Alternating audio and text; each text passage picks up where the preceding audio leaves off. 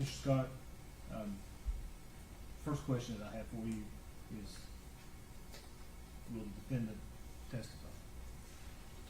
Judge, we're prepared to state at this time the defendant will not be testifying. All right. In that case, we have to go through the Bowman versus State questioning, and I'm gonna hand this down and let you do that. Judge, for the purposes of the record, would you like her to come to the, No, just put the microphone back up on the table for that. We just need to make sure she's recorded.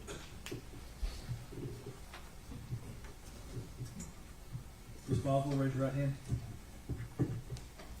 You solemnly swear or affirm the testimony you're about to give will be the truth, the whole truth, and nothing but the truth, ma'am?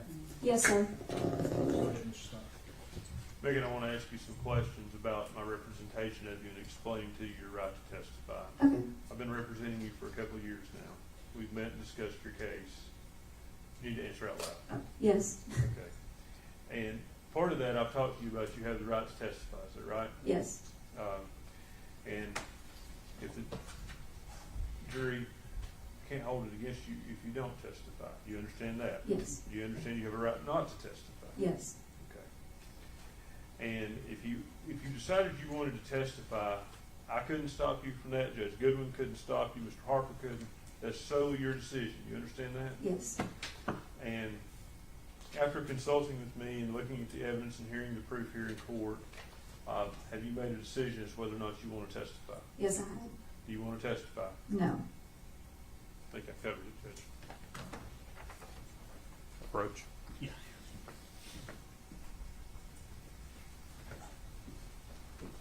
All right.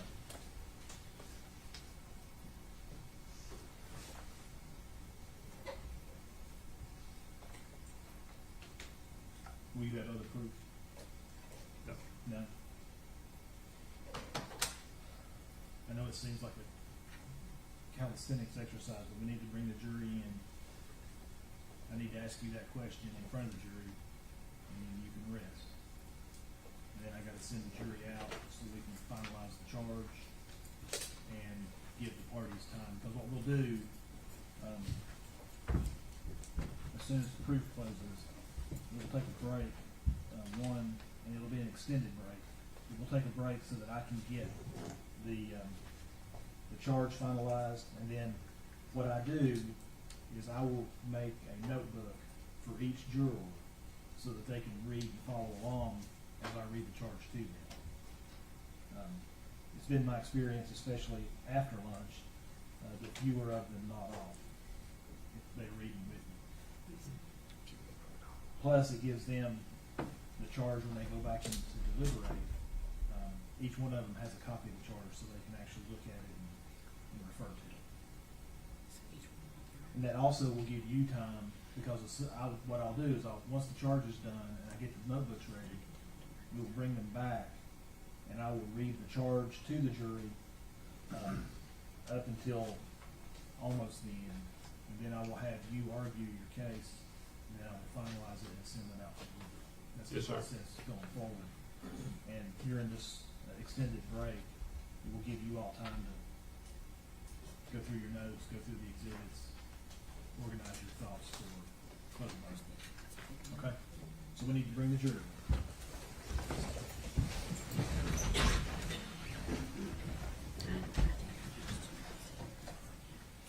And I need to give the curative instruction about Yes, sir. I was going to ask about that, but I forgot.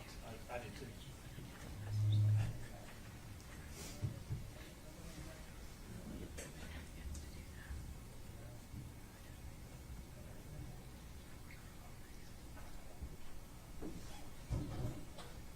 Everyone stand, please.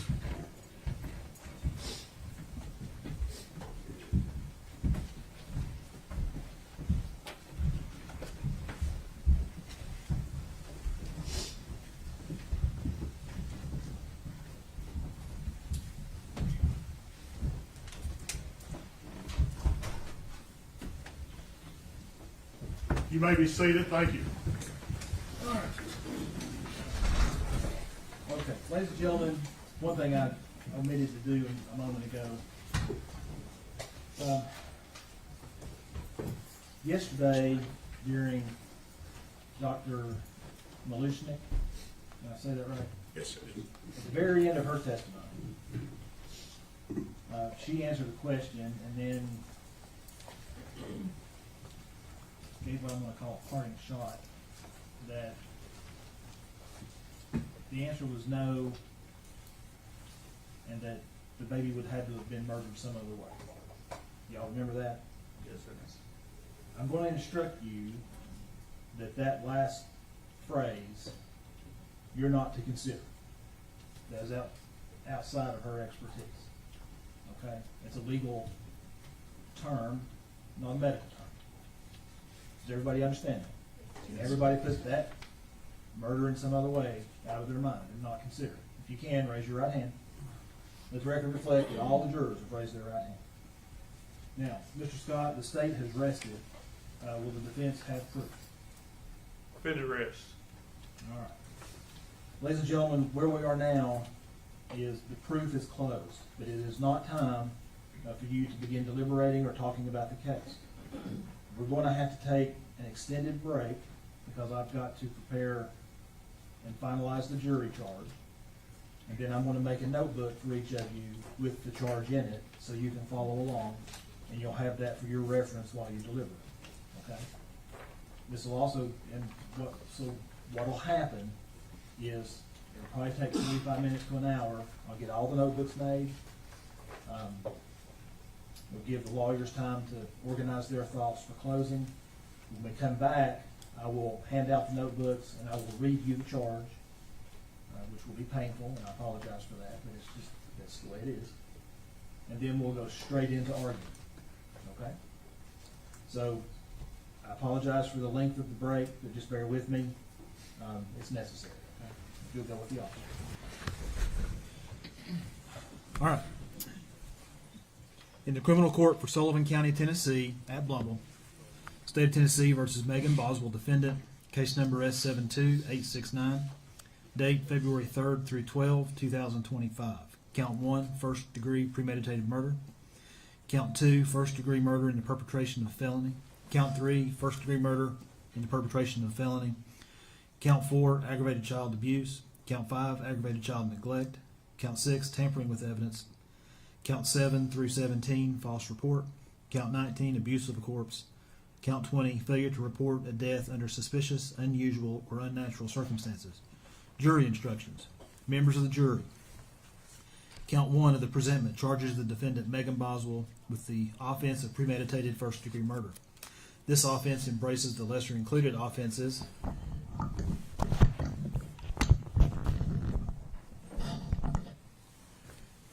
of facilitation of premeditated first-degree murder, attempt to commit premeditated first-degree murder, facilitation of attempt to commit premeditated first-degree murder, second-degree murder, facilitation of second-degree murder, attempt to commit second-degree murder, facilitation of attempt to commit second-degree murder, voluntary manslaughter, facilitation of voluntary manslaughter, attempt to commit voluntary manslaughter, facilitation of attempt to commit voluntary manslaughter, reckless homicide, facilitation of reckless homicide, criminally negligent homicide, facilitation of criminally negligent homicide, child abuse, child neglect, attempt to commit child abuse, attempt to commit child neglect, assault, attempt to commit assault, and misdemeanor reckless endangerment.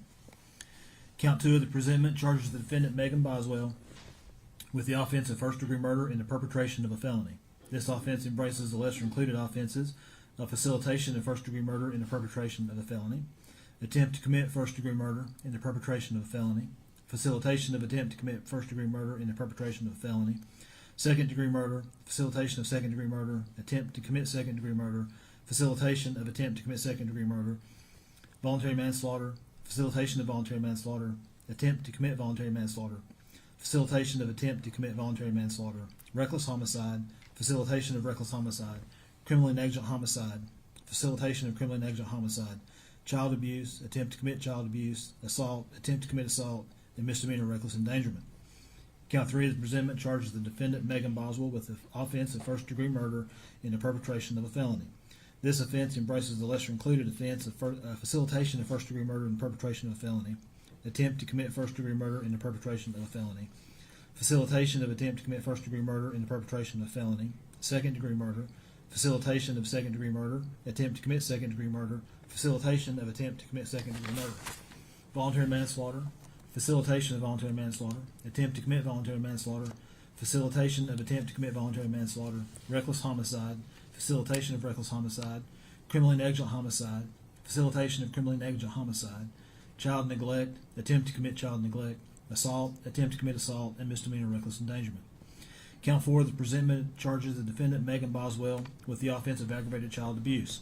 This offense embraces the lesser included offenses of facilitation of aggravated child abuse, attempt to commit aggravated child abuse, facilitation of attempt to commit aggravated child abuse, aggravated assault, facilitation of aggravated assault, attempt to commit aggravated assault, facilitation of attempt to commit aggravated assault, reckless aggravated assault, facilitation of reckless aggravated assault, misdemeanor reckless endangerment, child abuse, attempt to commit child abuse, assault, and attempt to commit assault.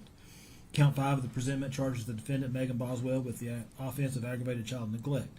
This offense embraces the lesser included offense of facilitation of aggravated child neglect, attempt to commit aggravated child neglect, facilitation of attempt to commit aggravated child neglect, aggravated assault, facilitation of aggravated assault, attempt to commit aggravated assault, facilitation of attempt to commit aggravated assault, reckless aggravated assault, facilitation of reckless aggravated assault, misdemeanor reckless endangerment, child neglect, attempt to commit child neglect, assault, attempt to commit assault.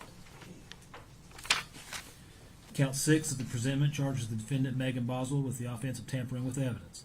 This offense embraces the lesser included offense of facilitation of tampering with evidence, attempt to commit tampering with evidence, and facilitation of attempt to commit tampering with evidence. Count 7 through 17 of the presentment charges the defendant, with Megan Boswell, with the offense of false report. This offense embraces the lesser included offenses of attempt to commit false report.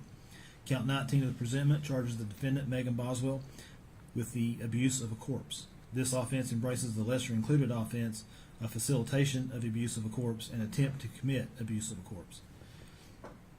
Count 20 of the presentment charges the defendant, Megan Boswell, with the offense of failure to report a death under suspicious, unusual, or unnatural circumstances.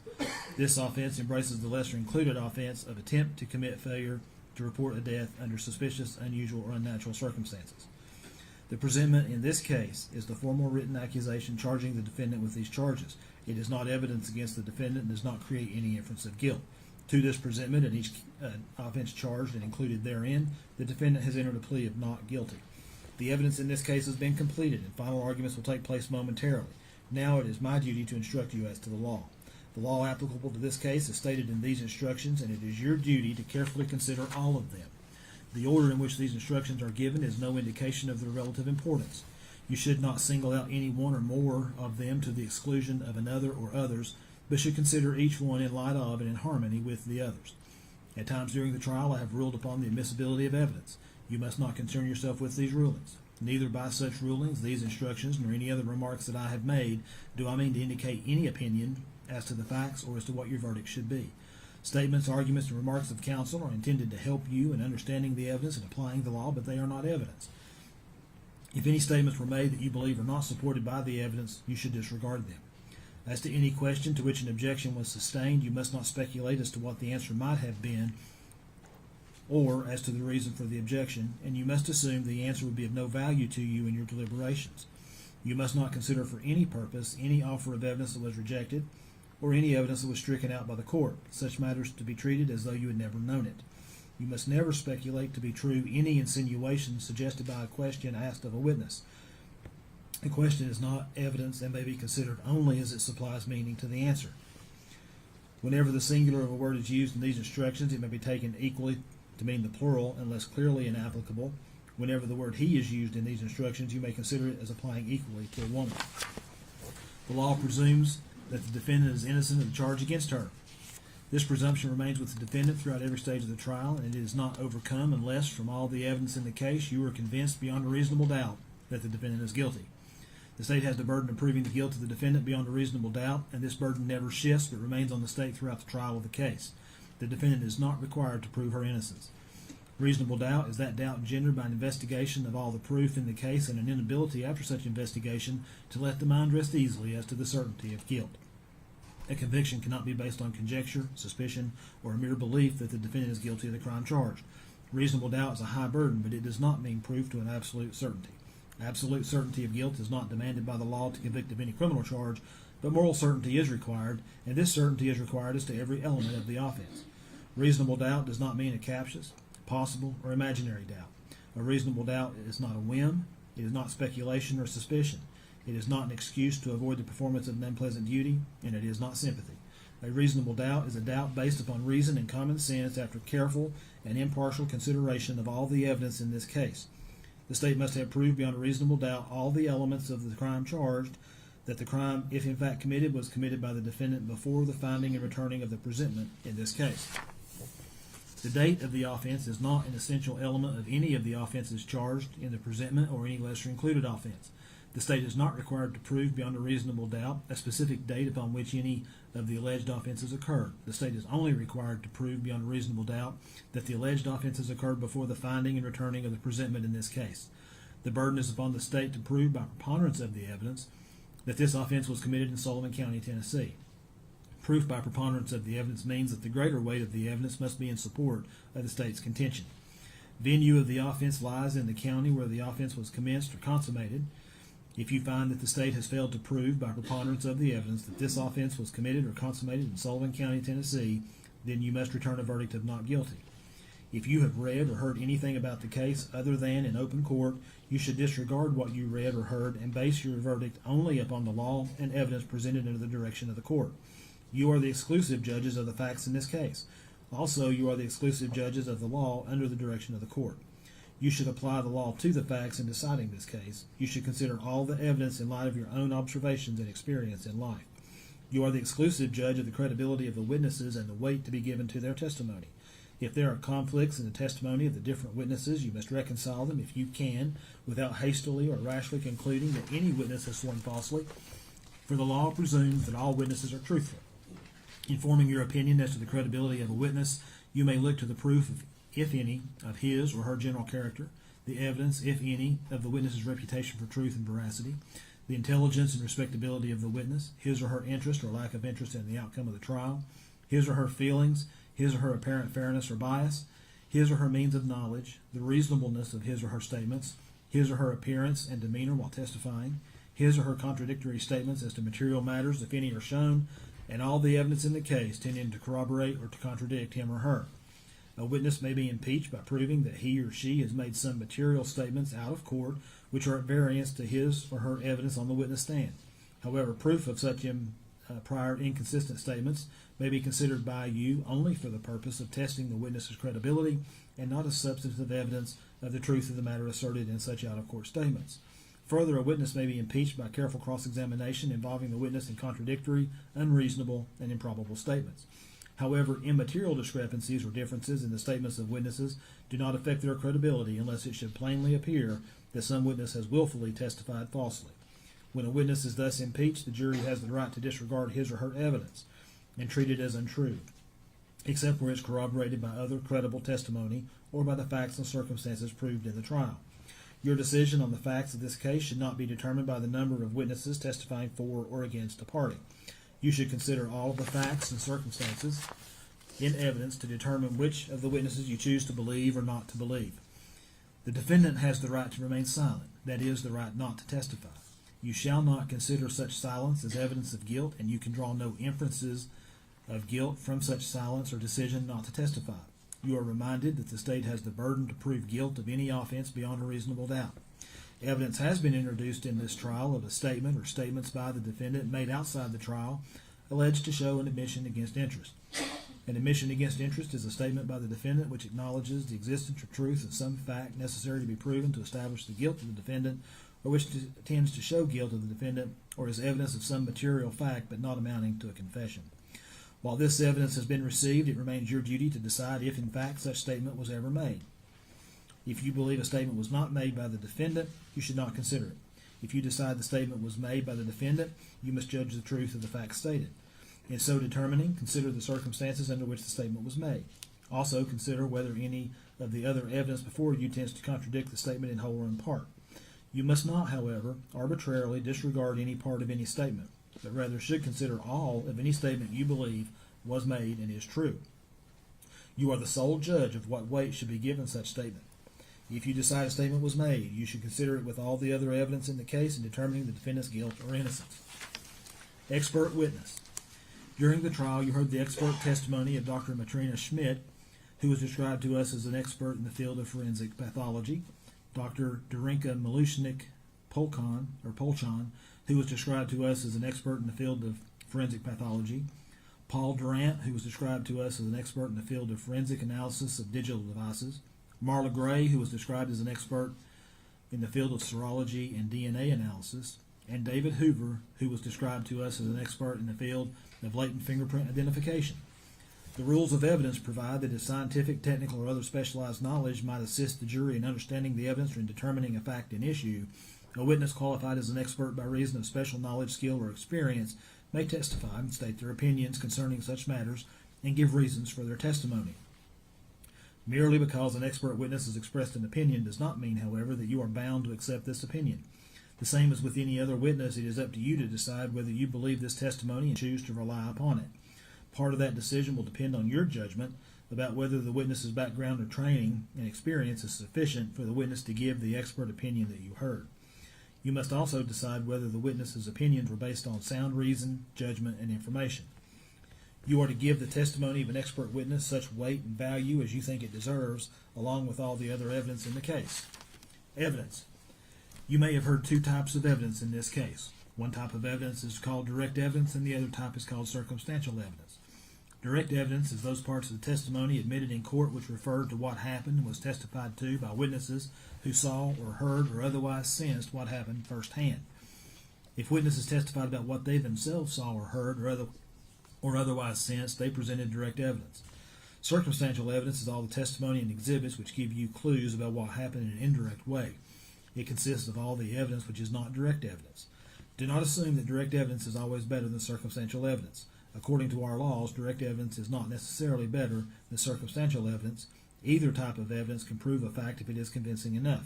A defendant may be convicted on direct evidence, circumstantial evidence, or both. The law makes no distinction between the weight that you should give either direct or circumstantial evidence. It is for you to decide how much weight to give any evidence. The crime charged or included in each count of the presentment is a separate and distinct offense. You must decide each charge separately on the evidence and law applicable to it. The defendant may be convicted or acquitted on any or all of the offenses charged or included. Your findings as to the crimes charged must be stated in your verdict. You will not be provided with a transcript of the testimony, however, you were permitted to take written notes. Notes taken by a juror to be used only as an aid to the memory of that juror alone and may not be used as authority in the jury deliberation room. The fact that something has been reduced to writing does not make it more significant than matters not noted down, and does not make it more accurate than independent memory. During your deliberations, you must not communicate with or provide any information to anyone by any means about this case outside the jury deliberation room. You may not use any electronic device or media such as a telephone, cell phone, smartphone, iPhone, BlackBerry, or computer, the internet, any internet service, or any text or instant messaging service, or any internet chat room, blog, or website, including all social media, to communicate to anyone any information about this case, or to conduct any research about this case until you have returned your verdict and the trial has concluded. The court will now instruct you as to the law applicable to all counts of the presentment.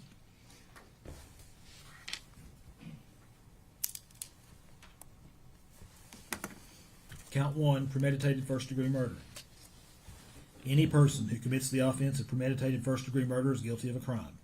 For you to find the defendant guilty of this offense, the state must have proven beyond a reasonable doubt the existence of the following essential elements. 1, that the defendant unlawfully killed the alleged victim, and 2, that the defendant acted intentionally, and 3, that the killing was premeditated. Intentionally means that a person acts intentionally when it is the person's conscious objective or desire to cause the death of the alleged victim. A premeditated act is one done after the exercise of reflection and judgment. Premeditation means that the intent to kill must have been formed prior to the act itself. It is not necessary that the purpose to kill pre-exist in the mind of the accused for any definite period of time.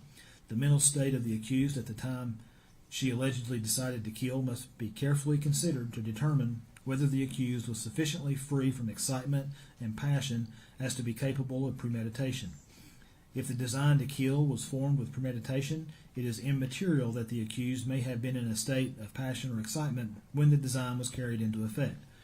Furthermore, premeditation can be found if the decision to kill is first formed during the heat of passion, but the accused commits the act after the passion has subsided. If you find from the proof beyond a reasonable doubt that the defendant is guilty of premeditated first-degree murder, then the jury will not fix a fine. If you have a reasonable doubt as to the defendant's guilt of premeditated first-degree murder, as charged in the presentment, then your verdict must be not guilty as to this offense. Count 2. First-degree murder in the perpetration of a felony. Any person who commits first-degree murder is guilty of a crime. For you to find the defendant guilty of this offense, the state must have proven beyond a reasonable doubt the existence of the following essential elements. 1. That the defendant unlawfully killed the alleged victim. And 2. That the killing was committed in the perpetration of or the attempt to perpetrate the alleged aggravated child abuse. That is, that the killing was closely connected to the alleged aggravated child abuse and was not a separate, distinct, and independent event. And 3, that the defendant intended to commit the alleged aggravated child abuse. The following essential elements apply to aggravated child abuse. 1, that the defendant knowingly, other than by accidental means, treated a child in such a manner as to inflict injury. And 2, that the act of abuse resulted in serious bodily injury to the child. And 3, that the child was 8 years of age or less. The intent to commit the underlying felony must exist prior to or concurrent with the commission of the act causing the death of the victim. Proof that such intent to commit the underlying felony existed before or concurrent with the act of killing is a question of fact to be decided by the jury after consideration of all the facts and circumstances.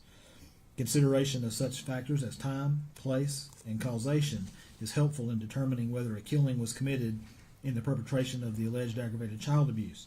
The killing may precede, coincide with, or follow the aggravated child abuse and still be considered as occurring in the perpetration of the aggravated child abuse, so long as there is a connection in time, place, and continuity of action. Knowingly means that a person acts knowingly with respect to the conduct or the circumstances surrounding the conduct when the person is aware of the nature of the conduct or that the circumstances exist. The requirement of knowingly is also established if it is shown that the defendant acted intentionally. Intentionally means that a person acts intentionally with respect to the nature of the conduct when it is the person's conscious objective or desire to engage in the conduct. Child and serious bodily injury are defined for you in the definition section of these instructions. If you find from the proof beyond a reasonable doubt that the defendant is guilty of first-degree murder in the perpetration of a felony, then the jury will not fix a fine. If you have a reasonable doubt as to the defendant's guilt of first-degree murder in the perpetration of a felony, as charged in the presentment, then your verdict must be not guilty as to this offense. Count 3, first-degree murder in the perpetration of a felony. Any person who commits first-degree murder is guilty of a crime. For you to find the defendant guilty of this offense, the state must have proven beyond a reasonable doubt the existence of the following essential elements. 1, that the defendant unlawfully killed the alleged victim. And 2, that the killing was committed in the perpetration of or the attempt to perpetrate the alleged aggravated child neglect. That is, that the killing was closely connected to the alleged aggravated child neglect, and was not a separate, distinct, and independent event. And 3, excuse me, 3, that the defendant intended to commit the alleged aggravated child neglect. The following essential elements apply to aggravated child neglect. 1, that the defendant knowingly neglected a child so as to adversely affect the child's health and welfare. And 2, that the act of neglect resulted in serious bodily injury to the child. And 3, that the child was 8 years of age or less. The intent to commit the underlying felony must exist prior to or concurrent with the commission of the act causing the death of the victim. Proof that such intent to commit the underlying felony existed before or concurrent with the act of killing is a question of fact to be decided by the jury after consideration of all the facts and circumstances. Consideration of such factors as time, place, and causation is helpful in determining whether a killing was committed in the perpetration of the alleged aggravated child neglect. The killing may precede, coincide with, or follow the aggravated child neglect and still be considered as occurring in the perpetration of the aggravated child neglect, so long as there is a connection in time, place, and continuity of action. Knowingly and intentionally have previously been defined for you on page 15 of these instructions. Child and serious bodily injury are defined for you in the definition section of these instructions. If you find from the proof beyond a reasonable doubt that the defendant is guilty of first-degree murder in the perpetration of a felony, then the jury will not fix a fine.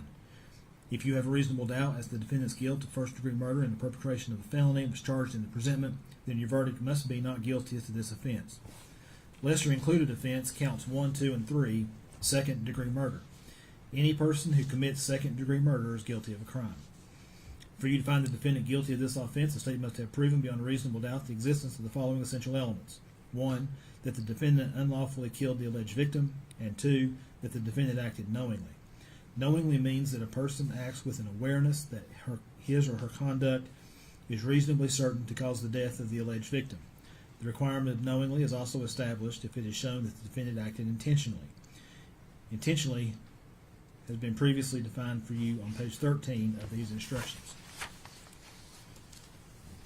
The distinction between voluntary manslaughter and second-degree murder is that voluntary manslaughter requires that the killing result from a state of passion produced by adequate provocation sufficient to lead a reasonable person to act in an irrational manner. If you find from the proof beyond a reasonable doubt that the defendant is guilty of second-degree murder, then you may fix a fine in any amount not greater than $50,000, and you'll so report your fine on your verdict form. If you have a reasonable doubt as to the defendant's guilt of second-degree murder is charged and included in the presentment, then your verdict must be not guilty as to this offense. Lesser included offense counts 1, 2, and 3. Voluntary manslaughter. Any person who commits voluntary manslaughter is guilty of a crime. For you to find the defendant guilty of this offense, the state must have proven beyond a reasonable doubt the existence of the following essential elements. 1, that the defendant unlawfully killed the alleged victim, and 2, that the defendant acted intentionally or knowingly, and 3, that the killing resulted from a state of passion produced by adequate provocation sufficient to lead a reasonable person to act in an irrational manner. Intentionally has been previously defined for you on page 13 of these instructions. Knowingly has been previously defined for you on page 17 of these instructions. The requirement of knowingly is also established if it is shown the defendant acted intentionally. The distinction between voluntary manslaughter and second-degree murder is that voluntary manslaughter requires that the killing result from a state of passion produced by adequate provocation, sufficient to lead a reasonable person to act in an irrational manner. If you find from the proof beyond a reasonable doubt that the defendant is guilty of voluntary manslaughter, then you may fix a fine in any amount not greater than $10,000, and you will so report your fine on your verdict form. If you have reasonable doubt as to the defendant's guilt of voluntary manslaughter as charged and included in the presentment, then your verdict must be not guilty as to this offense. Lesser included offense counts 1, 2, and 3, reckless homicide. Any person who commits the offense of reckless homicide is guilty of a crime. For you to find the defendant guilty of this offense, the state must have proven beyond reasonable doubt the existence of the following essential elements. 1, that the defendant killed the alleged victim, and 2, that the defendant acted recklessly. Recklessly means that a person acts recklessly when the person is aware of but consciously disregards a substantial and unjustifiable risk that the alleged victim will be killed. The risk must be of such a nature and degree that its disregard constitutes a gross deviation from the standard of care that an ordinary person would exercise under all the circumstances as viewed from the accused person's standpoint. The requirement of recklessly is also shown or established if it is shown that the defendant acted knowingly or intentionally. Intentionally has been previously defined for you on page 13 of these instructions. Knowingly has previously been defined for you on page 17 of these instructions. If you find from the proof beyond a reasonable doubt that the defendant is guilty of reckless homicide, then you may fix a fine in any amount not greater than $5,000, and you'll so report your fine on your verdict form. If you have a reasonable doubt as to the defendant's guilt of reckless homicide as charged and included in the presentment, then your verdict must be not guilty as to this offense. Lesser included offense counts 1, 2, and 3, criminally negligent homicide. Any person who commits criminally negligent homicide is guilty of a crime. For you to find the defendant guilty of this offense, the state must have proven beyond a reasonable doubt the existence of the following essential elements. 1, that the defendant's conduct resulted in the death of the alleged victim, and 2, that the defendant acted with criminal negligence. Criminal negligence means that a person acts with criminal negligence when the person ought to be aware of a substantial and unjustifiable risk that the alleged victim would be killed. The risk must be of such a nature and degree that its failure to perceive it constitutes a gross deviation from the standard of care that an ordinary person would exercise under all the circumstances as viewed from the accused person's standpoint. The requirement of criminal negligence is also established if it is shown the defendant acted intentionally, knowingly, or recklessly. Intentionally has previously been defined for you on page 13 of the instructions. Knowingly has been previously defined for you on page 17 of these instructions. Recklessly has been previously defined for you on page 19 of these instructions. If you find from the proof beyond a reasonable doubt that the defendant is guilty of criminally negligent homicide, you may fix a fine in any amount not greater than $3,000, and you'll so report your fine on your verdict form. If you have reasonable doubt as to the defendant's guilt of criminally negligent homicide is charged and included in the presentment, then your verdict must be not guilty as to this count. Lesser included offense counts 1, 2, and 4. Child abuse. Any person who commits child abuse is guilty of a crime. For you to find the defendant guilty of this offense, the state must have proven beyond a reasonable doubt the existence of the following essential elements. 1. That the defendant knowingly, other than by accidental means, treated a child in such a manner as to inflict injury. And 2. That the child was 8 years of age or less. Knowingly has been previously defined for you on page 15 of these instructions. The requirement of knowingly is also established if it is shown the defendant acted intentionally. Intentionally has been previously defined for you on page 15 of these instructions. Child and bodily injury are defined for you in the definition section of these instructions. If you find from the proof beyond a reasonable doubt that the defendant is guilty of child abuse, you may fix a fine in any amount not greater than $2,500, and you so report your fine on your verdict form. If you have a reasonable doubt as to the defendant's guilt of child abuse as charged in the presentment, then your verdict must be not guilty as to this offense. Lesser included offense counts 1, 3, and 5. Child neglect. Any person who commits child neglect is guilty of a crime. For you to find the defendant guilty of this offense, the state must have proven beyond a reasonable doubt the existence of the following essential elements. 1. That the defendant knowingly neglected a child so as to adversely affect the child's health and welfare. And 2. That the child was 8 years of age or less. Knowingly has been previously defined for you on page 15 of these instructions. The requirement of knowingly is also established if it is shown the defendant acted intentionally. Intentionally has been previously defined for you on page 15 of these instructions. Child and bodily injury are defined for you in the definition section of these instructions. The requirement of knowingly is also established if it is shown the defendant acted intentionally.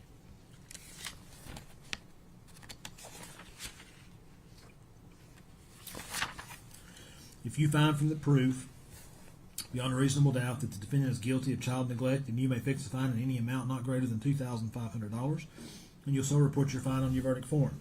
If you have a reasonable doubt as to the defendant's guilt of child neglect as charged in the presentment, then your verdict must be not guilty as to this offense. Count 4, aggravated child abuse. Any person who commits the offense of aggravated child abuse is guilty of a crime. For you to find the defendant guilty of this offense, the state must have proven beyond a reasonable doubt the existence of the following essential elements. 1. That the defendant knowingly, other than by accidental means, treated a child in such a manner as to inflict injury. And 2. That the act of abuse resulted in serious bodily injury to the child. And 3. That the child was 8 years of age or less. Knowingly has been previously defined for you on page 15 of these instructions. The requirement of knowingly is also established if it is shown the defendant acted intentionally. Intentionally has been previously defined for you on page 15 of these instructions. Child and serious bodily injury are defined for you in the definition section of these instructions. The requirement of knowingly is also established if it is shown the defendant acted intentionally. If you find from the proof beyond a reasonable doubt that the defendant is guilty of aggravated child abuse, then you may fix a fine in any amount not greater than $50,000, and you'll so report your fine on your verdict form. If you have a reasonable doubt as to the defendant's guilt of aggravated child abuse as charged in the presentment, then your verdict must be not guilty as to this offense. Lesser included offense counts 4 and 5, aggravated assault. Any person who commits the offense of aggravated assault is guilty of a crime. For you to find the defendant guilty of this offense, the state must have proven beyond a reasonable doubt the existence of the following essential elements. 1. That the defendant intentionally or knowingly caused bodily injury to another. And 2. That the act resulted in serious bodily injury. For purposes of this count, intentionally, knowingly bodily injury, and serious bodily injury are defined for you in the definition section of these instructions. If you find from the proof beyond a reasonable doubt that the defendant is guilty of aggravated assault, then you may fix a fine in any amount not greater than $10,000, and you'll so report your fine on your verdict form. Excuse me. If you have a reasonable doubt as to the defendant's guilt of aggravated assault as charged in the presentment, then your verdict must be not guilty as to this offense. Lesser included offense counts 4 and 5, reckless aggravated assault.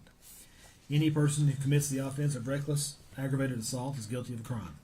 For you to find the defendant guilty of this offense, the state must have proven beyond a reasonable doubt the existence of the following essential elements. 1. That the defendant recklessly caused bodily injury to another, and 2. That the act resulted in serious bodily injury. For the purpose of this count, recklessly bodily injury and serious bodily injury are defined for you in the definition section of these instructions. If you find from the proof beyond a reasonable doubt that the defendant is guilty of reckless aggravated assault, then you may fix a fine in any amount not greater than not greater than $5,000.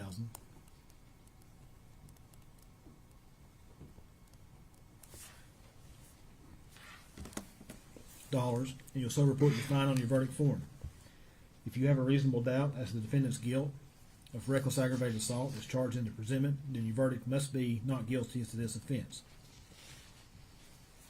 Ladies and gentlemen, anytime that I make a change, I'm making the change in the notebook that's black. It says original charge. This is the official original charge. Those are just your copies, okay? Lesser included offense counts 1, 2, 3, 4, and 5. Assault. Any person who commits an assault upon another is guilty of a crime. For you to find the defendant guilty of this offense, the state must have proven beyond reasonable doubt the existence of the following essential elements. 1, that the defendant caused bodily injury to another, and 2, that the defendant acted either intentionally, knowingly, or recklessly.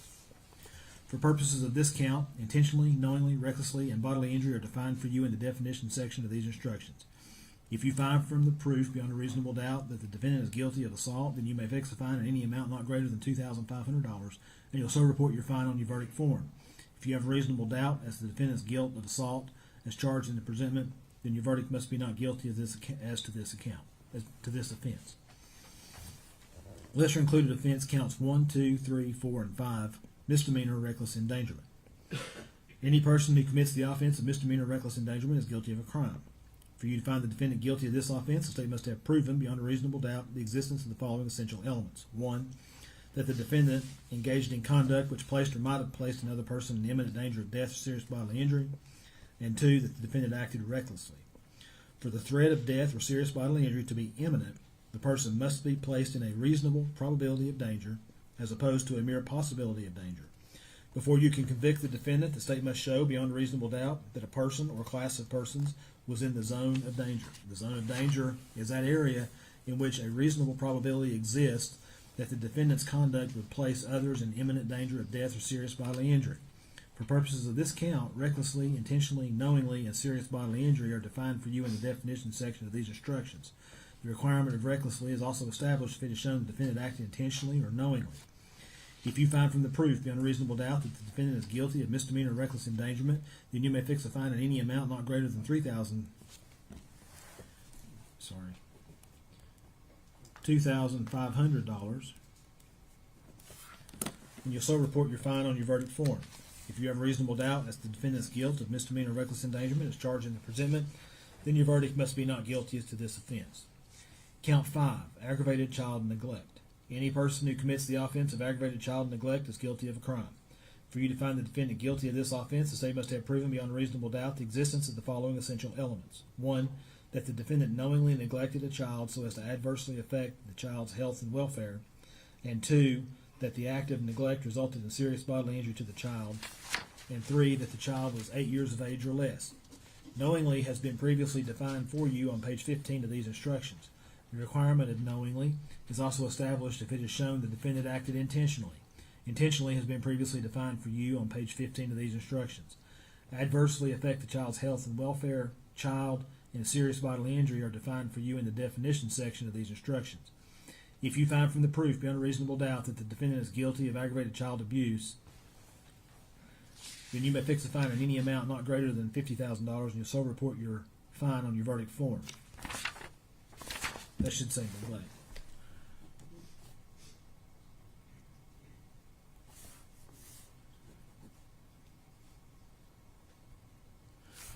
All right, let me reread that. If you find from the proof beyond a reasonable doubt that the defendant is guilty of aggravated child neglect, then you may fix the fine in any amount not greater than $50,000, and you'll so report your fine on your verdict form. If you have a reasonable doubt as to the defendant's guilt of aggravated child neglect as charged in the presentment, then your verdict must be not guilty as to this offense. Count 6, tampering with evidence.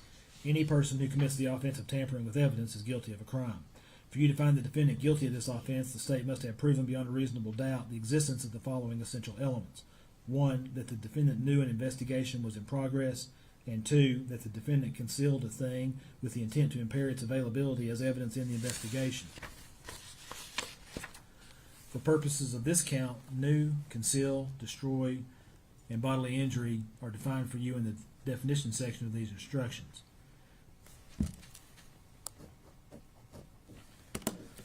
The requirement of knowingly is also established if it is shown the defendant acted intentionally.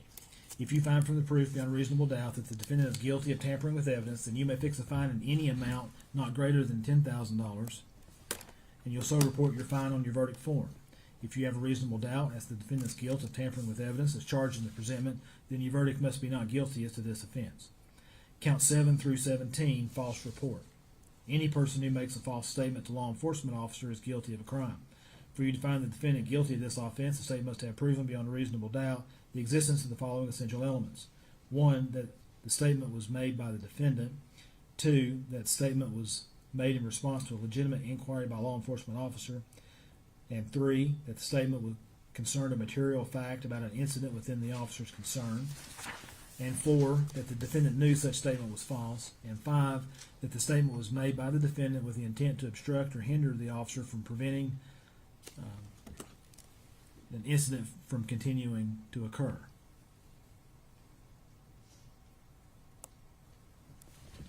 For purposes of this count, new and law enforcement officer are defined for you in the definition section of these instructions. The requirement of knowingly is also established if it is shown the defendant acted intentionally. If you find from the proof beyond a reasonable doubt that the defendant is guilty of false report, then you may fix a fine in any amount not greater than $5,000, and you so report your fine on your verdict form. If you have a reasonable doubt as to the defendant's guilt of false report as charged in the presentment, then your verdict must be not guilty as to this offense. Count 19, abuse of a corpse. Any person who commits the offense of abuse of a corpse is guilty of a crime. For you to find the defendant guilty of this offense, the state must have proven beyond reasonable doubt the existence of the following essential elements. 1, that the defendant physically mistreated a corpse in a manner offensive to the sensibilities of an ordinary person. And 2, that the defendant acted without legal privilege. And 3, that the defendant acted knowingly. For purposes of this count, knowingly is defined for you in the definition section of these instructions. The requirement of knowingly is also established if it is shown the defendant acted intentionally. If you find from the proof beyond a reasonable doubt that the defendant is guilty of abuse of a corpse, then you may fix a fine in any amount not greater than $3,000, and you'll so report your fine on your verdict form. If you have a reasonable doubt as to the defendant's guilt of abuse of a corpse as charged in the presentment, then your verdict must be not guilty as to this offense. Count 20. Failure to report a death under suspicious, unusual, or unnatural circumstances. Any person who commits the offense of failure to report a death under suspicious, unusual, or unnatural circumstances is guilty of a crime. For you to find the defendant guilty of this offense, the state must have proven beyond a reasonable doubt the existence of the following essential elements. 1, that the defendant knowingly failed to report the death of Evelyn Boswell to the county medical examiner, local police, district attorney, or sheriff. And 2, that the death was from violence, trauma, or any suspicious, unusual, or unnatural manner. For purposes of this count, knowingly is defined for you in the definition section of these instructions. The requirement of knowingly is also established if it is shown the defendant acted intentionally. If you find from the proof beyond reasonable doubt that the defendant is guilty of failure to report a death under suspicious, unusual, or unnatural circumstances, then you may fix a fine in any amount not greater than $3,000, and you'll so report your fine on your verdict form. If you have a reasonable doubt as to the defendant's guilt of failure to report a death under suspicious, unusual, or unnatural circumstances as charged in the presentment, then your verdict must be not guilty as to this offense. Criminal attempt. The following definition applies to the attempt to commit any criminal offense that is charged or included as a lesser offense in these instructions. Any person who attempts to commit any criminal offense is guilty of a crime. For you to find the person guilty of criminal attempt to commit any criminal offense, the state must have proven beyond a reasonable doubt the existence of the following essential elements. 1, that the defendant intended to commit the specified criminal offense, and 2, that the defendant did some act intending to complete a course of action or cause a result that would constitute the specified criminal offense under circumstances as the defendant believed them to be at the time.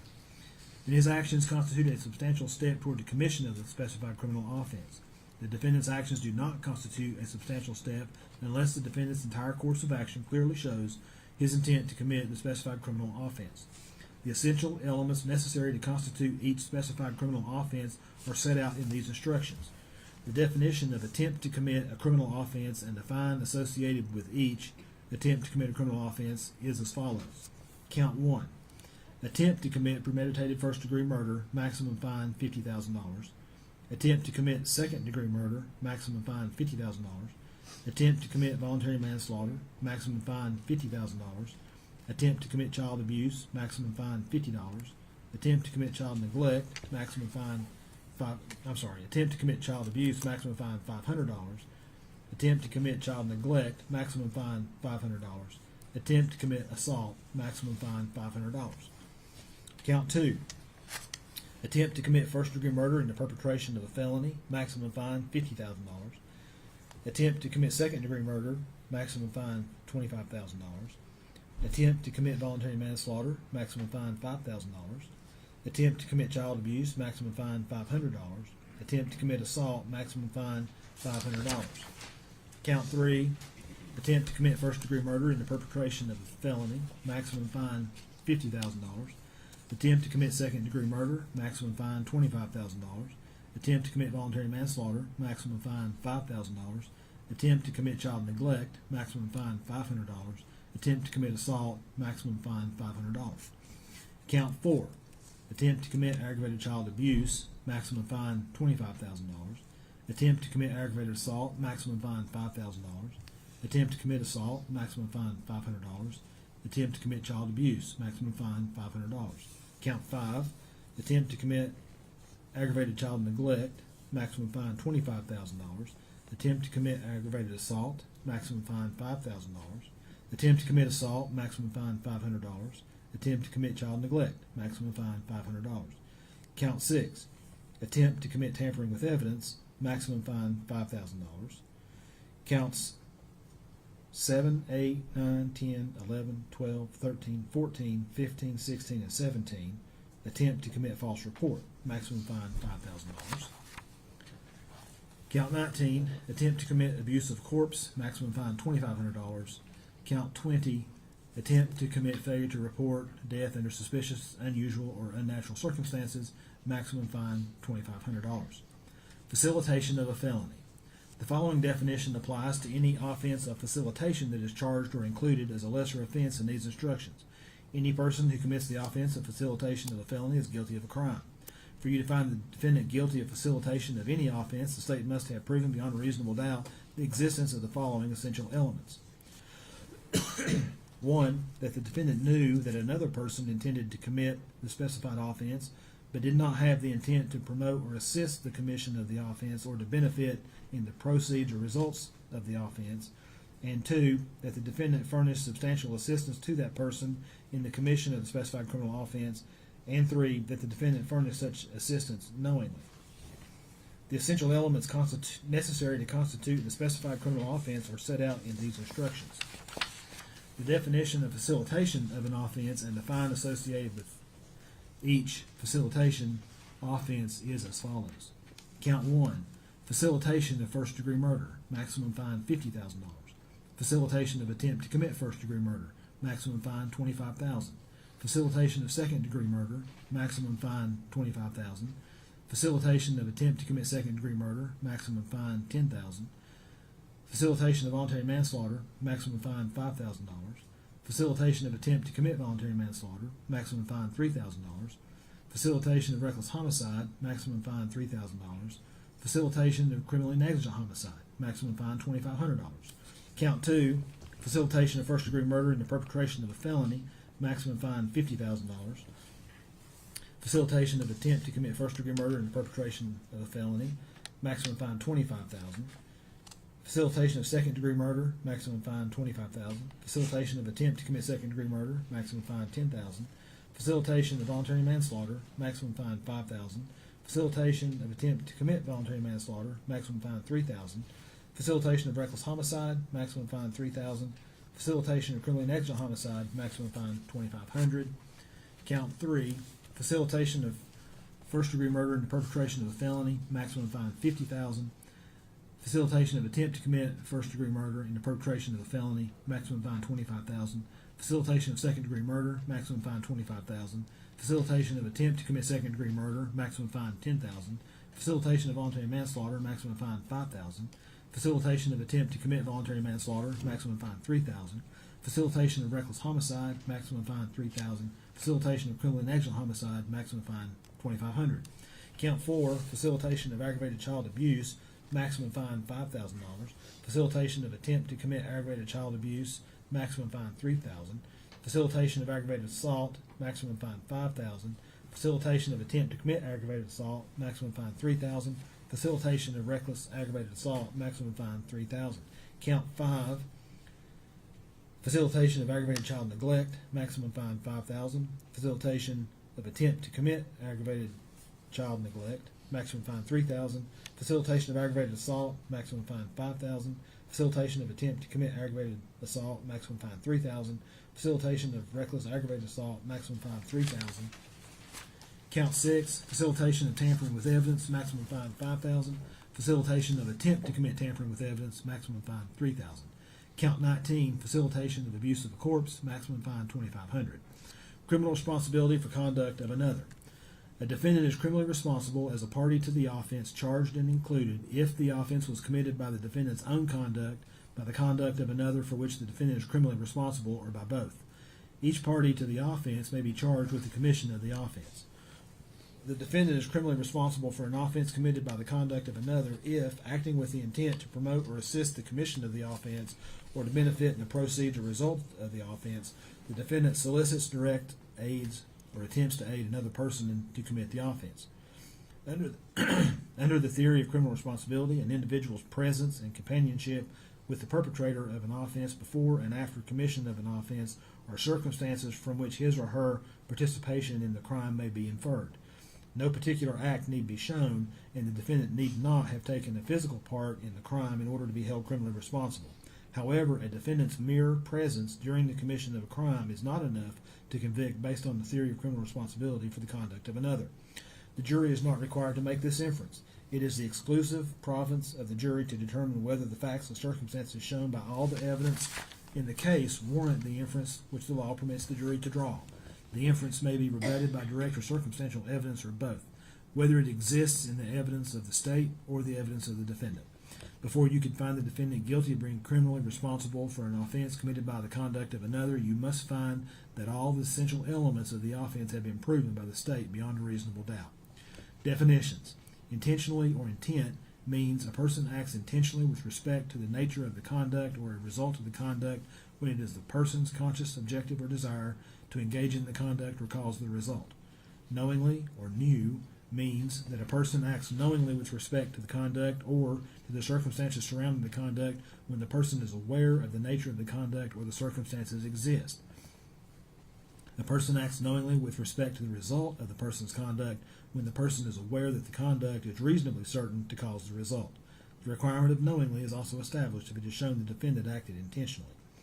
Recklessly or reckless means that a person acts recklessly with respect to circumstances surrounding the conduct or the result of the conduct when the person is aware of but consciously disregards a substantial and unjustifiable risk that the circumstances exist or the result will occur.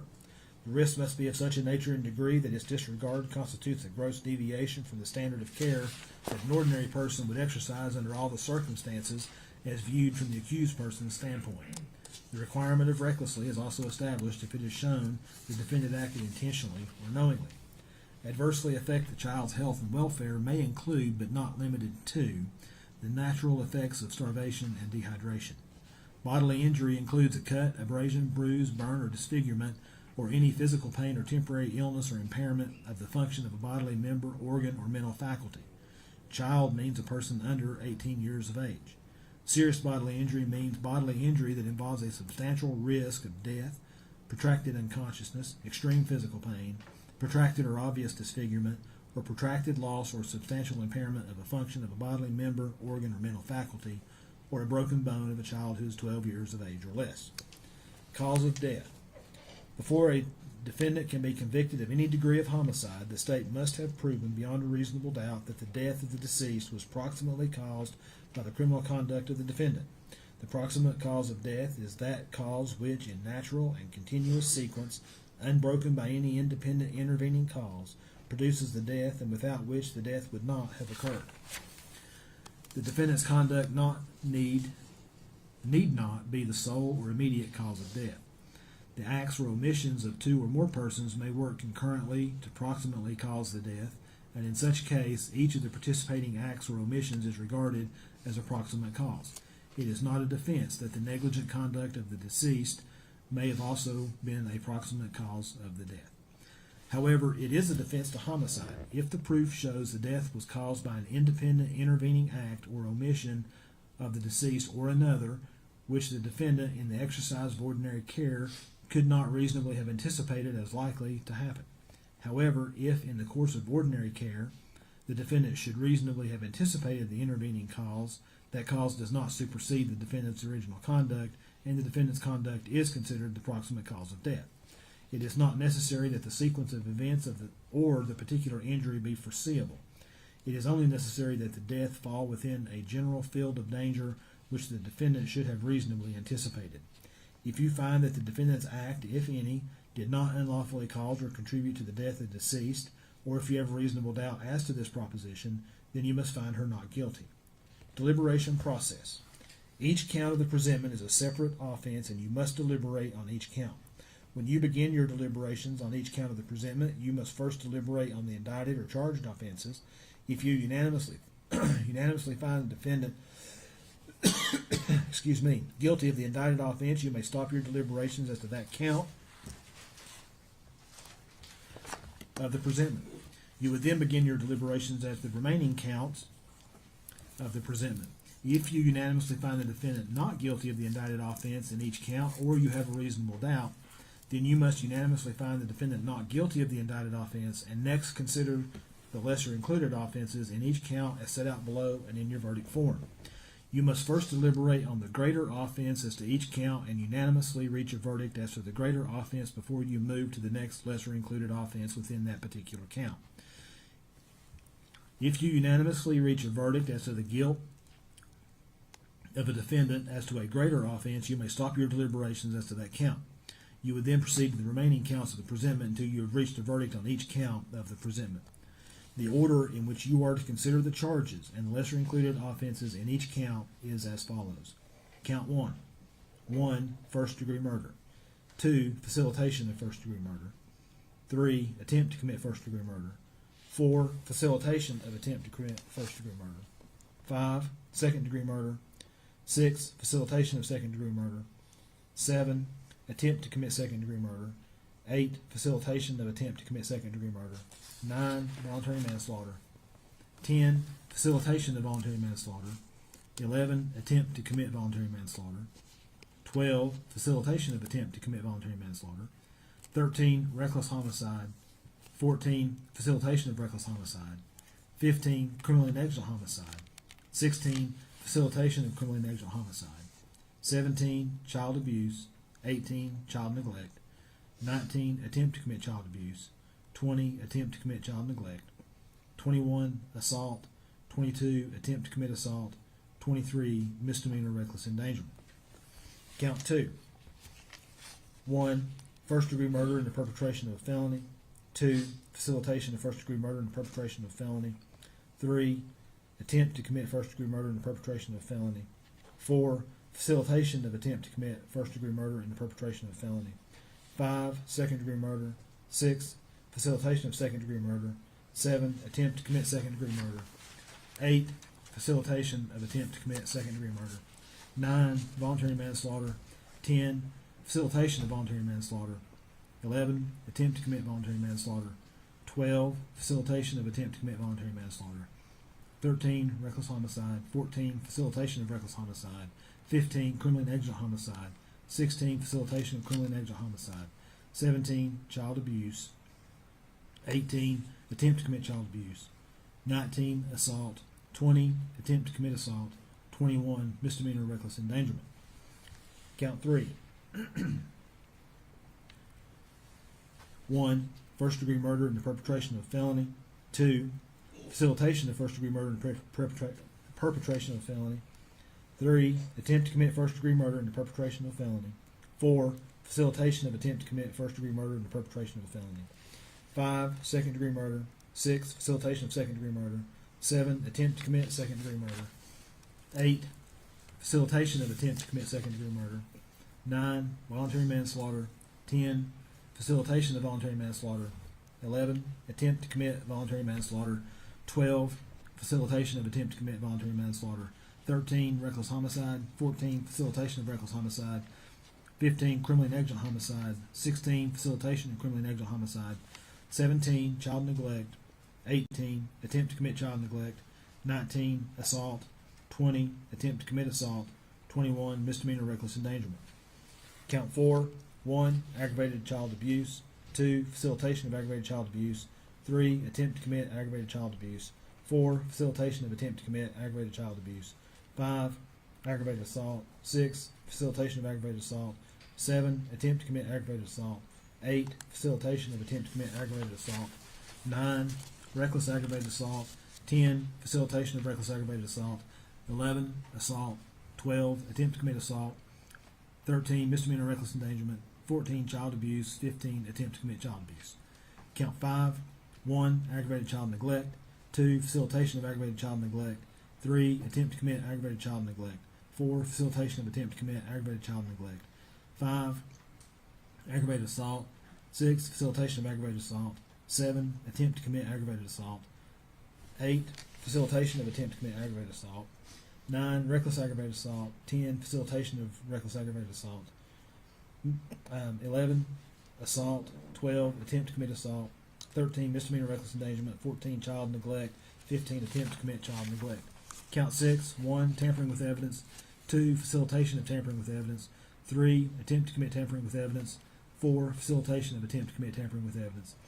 Count 7, 8, 9, 10, 11, 12, 13, 14, 15, 16, and 17. 1, false report. 2, attempt to commit false report. Count 19, 1, abuse of a corpse. 2, facilitation of abuse of a corpse. 3, attempt to commit abuse of a corpse. 4, facilitation of attempt to commit abuse of a corpse. Count 20, 1, failure to report a death under suspicious, unusual, or unnatural circumstances. And 2, attempt to commit failure to report a death under suspicious, unusual, or unnatural circumstances. The essential elements for each offense of each count of the presentment have been previously set forth in these instructions. Please refer to those essential elements as you deliberate on the charged offense or lesser included offense of each count of the presentment. Fines. Excuse me. If you find the defendant guilty beyond a reasonable doubt of an offense, you may, in your discretion, fix a fine in any amount not to exceed the amount listed for that offense in these instructions and on the verdict forms. If after considering the charged offense and lesser included offenses in each count as set out above and in the verdict form, you find the defendant not guilty or have a reasonable doubt as to her guilt as to all counts and offenses, then you must return a verdict of not guilty and acquit the defendant. In considering the charged offense and lesser included offenses in each count, in this case, do not consider punishment. If you find the defendant guilty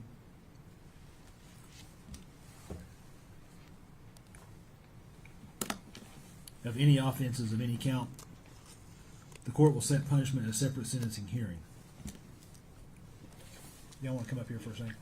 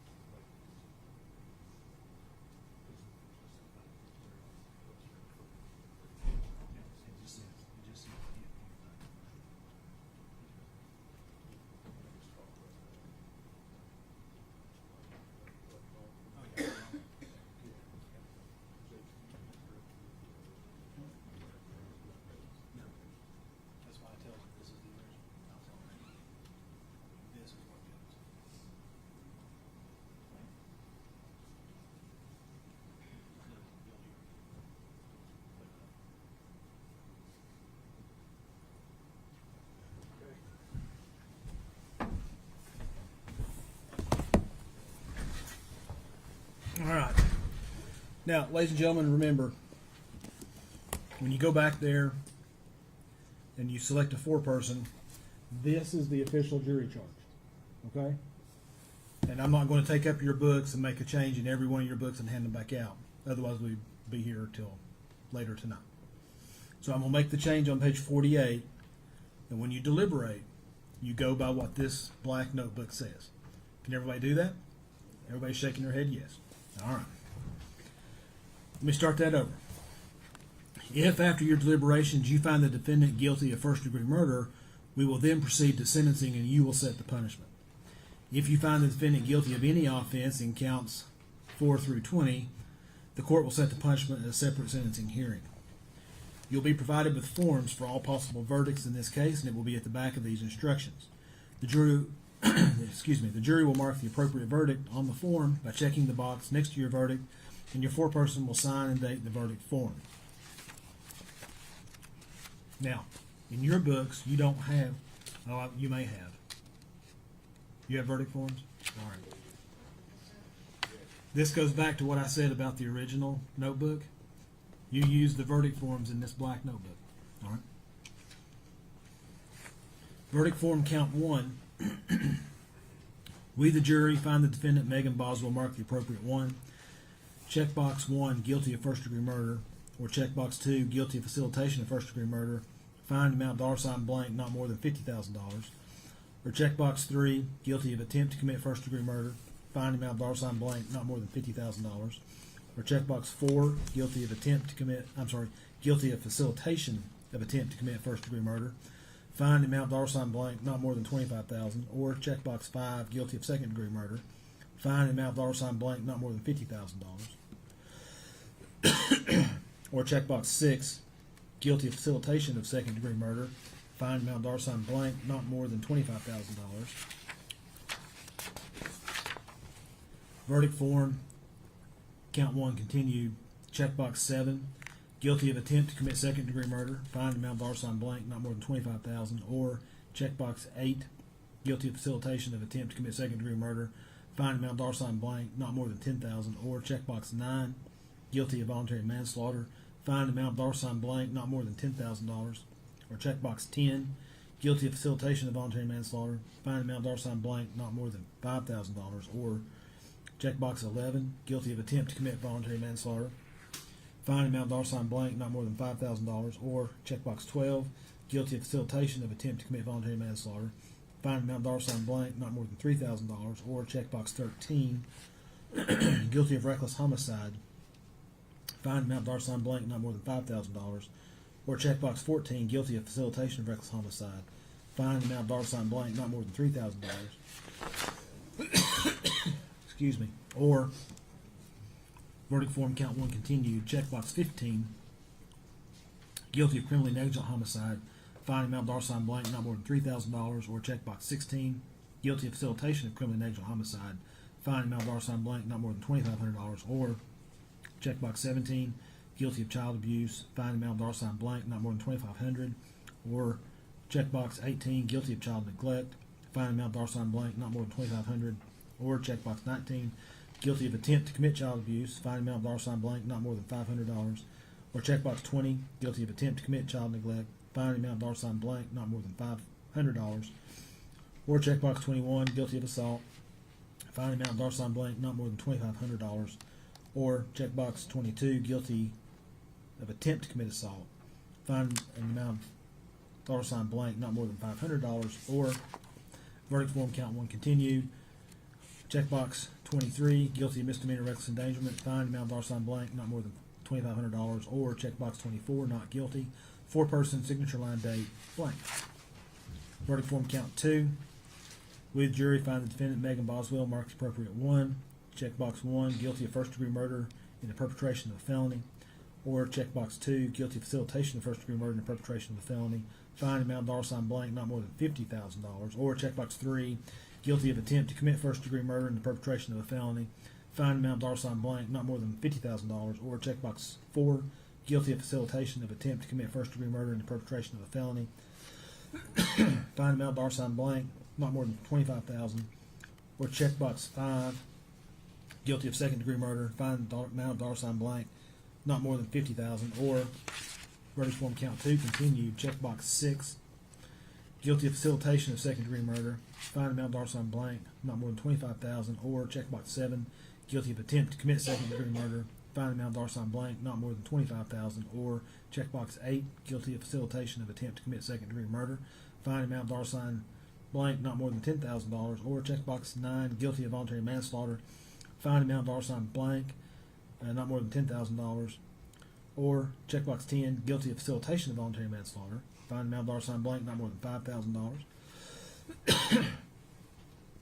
Checkbox 11, or checkbox 11, guilty of attempt to commit voluntary manslaughter, find amount of dollar sign blank, not more than $5,000, or checkbox 12, guilty of facilitation of attempt to commit voluntary manslaughter, find amount of dollar sign blank, not more than $3,000, or checkbox 13, guilty of reckless homicide, find amount of dollar sign blank, not more than $5,000, or verdict form count 2 continued.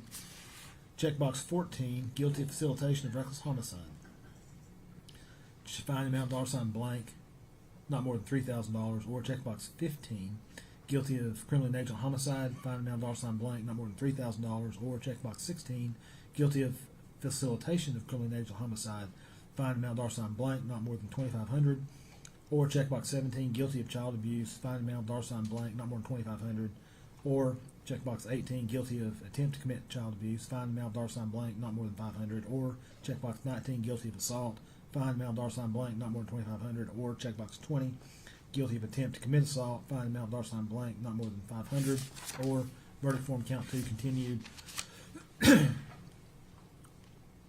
Checkbox 21, guilty of misdemeanor reckless endangerment, find amount of dollar sign blank, not more than $2,500, or checkbox 22, not guilty. 4-person signature line date blank. Verdict form count 3. We, the jury, find the defendant, Megan Boswell, mark the appropriate 1. Checkbox 1, guilty of first degree murder and perpetration of a felony, or checkbox 2, guilty of facilitation of first degree murder and perpetration of a felony. Find amount of dollar sign blank, not more than $50,000, or checkbox 3, guilty of attempt to commit first degree murder and perpetration of a felony. Find amount of dollar sign blank, not more than $50,000, or checkbox 4, guilty of facilitation of attempt to commit first degree murder and the perpetration of a felony. Find amount of dollar sign blank, not more than $25,000, or checkbox 5, guilty of second degree murder. Find amount of dollar sign blank, not more than $50,000, or verdict form count 3 continued. Checkbox 6, guilty of facilitation of second degree murder. Find amount of dollar sign blank, not more than $25,000, or checkbox 7, guilty of attempt to commit second degree murder. Find amount of dollar sign blank, not more than $25,000, or checkbox 8, guilty of facilitation of attempt to commit second degree murder. Find amount of dollar sign blank, not more than $10,000, or checkbox 9, guilty of voluntary manslaughter. Find amount of dollar sign blank, not more than $10,000, or checkbox 10, guilty of facilitation of voluntary manslaughter. Find amount of dollar sign blank, not more than $5,000, or checkbox 11, guilty of attempt to commit voluntary manslaughter. Find amount of dollar sign blank, not more than $5,000, or checkbox 12, guilty of facilitation of attempt to commit voluntary manslaughter. Find amount of dollar sign blank, not more than $3,000, or checkbox 13, guilty of reckless homicide. Find amount of dollar sign blank, not more than $5,000, or verdict form count 3 continued. Checkbox 14, guilty of facilitation of reckless homicide. Find amount of dollar sign blank, not more than $3,000, or checkbox 15, guilty of criminally negligent homicide. Find amount of dollar sign blank, not more than $3,000, or checkbox 16, guilty of facilitation of criminally negligent homicide. Find amount of dollar sign blank, not more than $2,500, or checkbox 17, guilty of child neglect. Find amount of dollar sign blank, not more than $2,500, or checkbox 18, guilty of attempt to commit child neglect. Find amount of dollar sign blank, not more than $500, or checkbox 19, guilty of assault. Find amount of dollar sign blank, not more than $2,500, or checkbox 20, guilty of attempt to commit assault. Find amount of dollar sign blank, not more than $500, or verdict form count 3 continued. Checkbox 21, guilty of misdemeanor reckless endangerment. Find amount of dollar sign blank, not more than $2,500, or checkbox 22, not guilty. 4-person signature line date blank. Verdict form count 4, we the jury find the defendant, Megan Boswell, mark appropriate 1.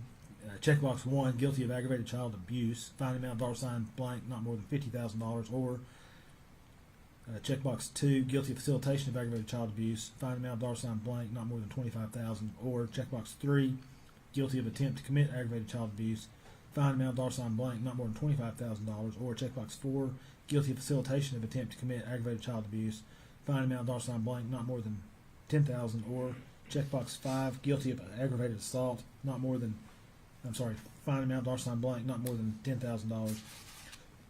Or checkbox 6, guilty of facilitation of aggravated assault, fine amount $ blank, not more than $5,000. Or verdict form count 4 continued. Checkbox 7, guilty of attempt to commit aggravated assault, fine amount $ blank, not more than $5,000. Or checkbox 8, guilty of facilitation of attempt to commit aggravated assault, fine amount $ blank, not more than $3,000. Or checkbox 9, guilty of reckless aggravated assault, fine amount $ blank, not more than $5,000. Or checkbox 10, guilty of facilitation of reckless aggravated assault, fine amount $ blank, not more than $3,000. Or checkbox 11, guilty of assault, fine amount $ blank, not more than $2,500. Or checkbox 12, guilty of attempt to commit assault, fine amount $ blank, not more than $500. Or checkbox 13, guilty of misdemeanor reckless endangerment, fine amount $ blank, not more than $2,500. Or checkbox 14, guilty of child abuse, fine amount $ blank, not more than $2,500. Or verdict form count 4 continued. Checkbox 15, guilty of attempt to commit child abuse, fine amount $ blank, not more than $500. Or checkbox 16, not guilty, 4-person, signature line, date, blank. Verdict form count 5. We, the jury, find the defendant, Megan Boswell, mark the appropriate 1. Checkbox 1, guilty of aggravated child neglect, fine amount $ blank, not more than $50,000. Or checkbox 2, guilty of facilitation of aggravated neglect, fine amount $ blank, not more than $25,000. Or checkbox 3, guilty of attempt to commit aggravated child neglect, fine amount $ blank, not more than $25,000. Or checkbox 4, guilty of facilitation of attempt to commit aggravated child neglect, fine amount $ blank, not more than $10,000. Or checkbox 5, guilty of aggravated assault, fine amount $ blank, not more than $10,000. Or checkbox 6, guilty of facilitation of aggravated assault, fine amount $ blank, not more than $5,000. Verdict form count 5 continued. Checkbox 7, guilty of attempt to commit aggravated assault, fine amount $ blank, not more than $5,000. Or checkbox 8, guilty of facilitation of attempt to commit assault, aggravated assault, fine amount $ blank, not more than $3,000. Or checkbox 9, guilty of reckless aggravated assault, fine in amount $, blank, not more than $5,000. Or checkbox 10, guilty of facilitation of reckless aggravated assault, fine amount $ blank, not more than $3,000. Or checkbox number 11, guilty of assault, fine in amount $ blank, not more than $2,500. Or checkbox 12, guilty of attempt to commit assault, fine amount $ blank, not more than $500. Or checkbox 13, guilty of misdemeanor reckless endangerment, fine amount $ blank, not more than $2,500. Or checkbox 14, guilty of child neglect, fine amount $ blank, not more than $2,500. Or verdict form count 5 continued. Checkbox 15, guilty of attempt to commit child neglect, fine amount $ blank, not more than $500. Or checkbox 16, not guilty, 4-person, signature line, date, blank. Verdict form count 6. We, the jury, find the defendant, Megan Boswell, mark the appropriate 1.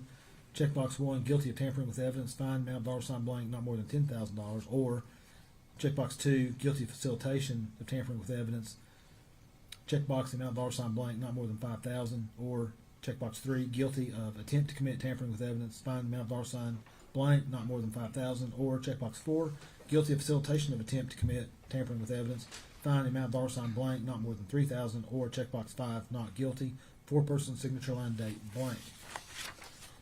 Verdict form counts 7, 8, 9, 10, 11, 12, 13, 14, 15, 16, and 17. We, the jury, find the defendant, Megan Boswell, mark the appropriate 1. Checkbox 1, guilty of false report, fine amount $ blank, not more than $5,000. Or checkbox 2, guilty of attempt to commit false report, fine amount $ blank, not more than $3,000. Or checkbox 3, not guilty, 4-person, signature line, date, blank. Verdict form count 19. We, the jury, find the defendant, Megan Boswell, mark the appropriate 1. Checkbox 1, guilty of abuse of a corpse, fine amount $ blank, not more than $3,000. Or checkbox 2, guilty of facilitation of abuse of a corpse, fine amount $ blank, not more than $2,500. Or checkbox 3, guilty of attempt to abuse a corpse, fine amount $ blank, not more than $2,500. Or checkbox 4, guilty of facilitation of attempt to commit abuse of a corpse, fine amount $ blank, not more than $500. Or checkbox 5, not guilty, 4-person, signature line, date, blank. Verdict form count 20. With jury, find the defendant, Megan Boswell, mark the appropriate one.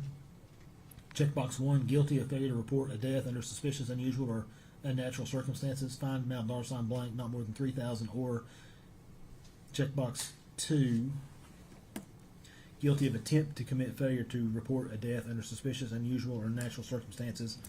Find amount $ blank, not more than $2,500. Or checkbox 3, not guilty. 4-person signature line date blank.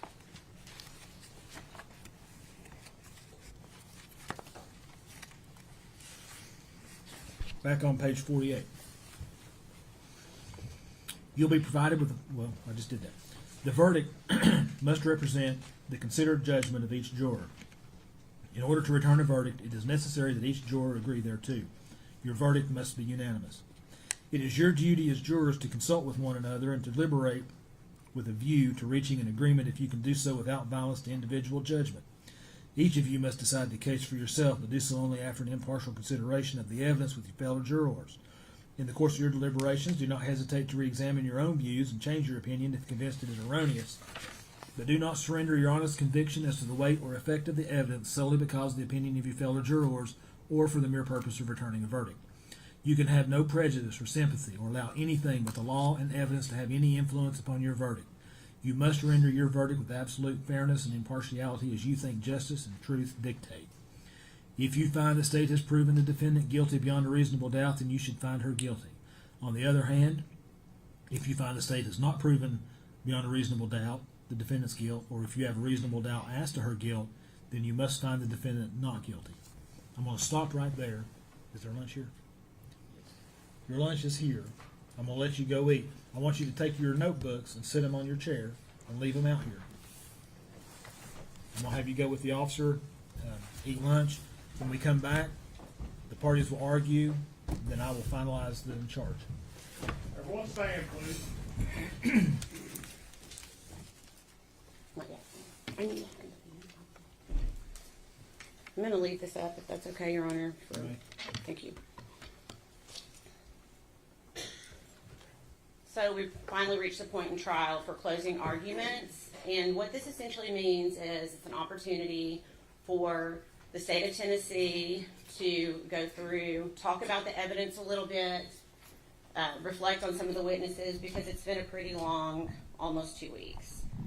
The state will go first, then one of the defense attorneys will have an opportunity to go, then the state will go again. And Matt, I'll talk a little more about that in a second, but that's because the state carries the burden of proof. So I think each of you should have a jury instruction pamphlet in front of you. I'm going to ask you if you flip to page number 6. It covers the burden of proof. And it seems like it's a common misnomer for the burden of proof to appear to be higher than it actually is for the state of Tennessee. And don't get me wrong, it is a high burden, and we gladly carry that burden every step of the way. But when you read about reasonable doubt, and that, of course, the burden never shifts to the defense. The burden is always on the state of Tennessee. It is a burden. It's not absolute certainty. It does not require you to say, I don't know 100% what happened. That is not what is required by the law. It is not absolute certainty. It's essentially, can you go to bed and let your mind rest easy? Can you, actually I'm going to do one other thing real quick. What I'm asking you to do is essentially use your own common sense. That's one of the most important things. Okay. And I'm going to give an example of what I mean by this, if I can.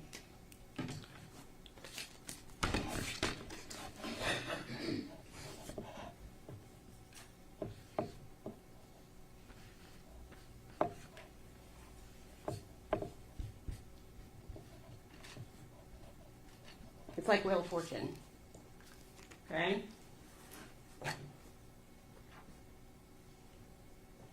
My handwriting's not the best, though.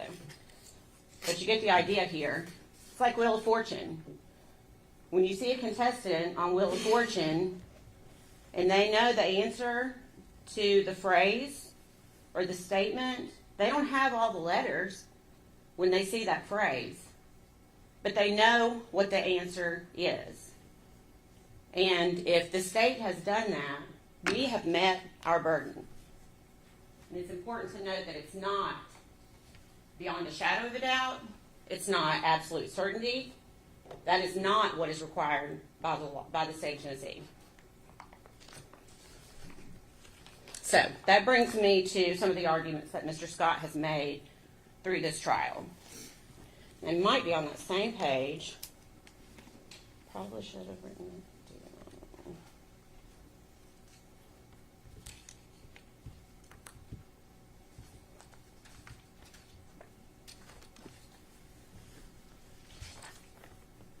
Here it is, page 5.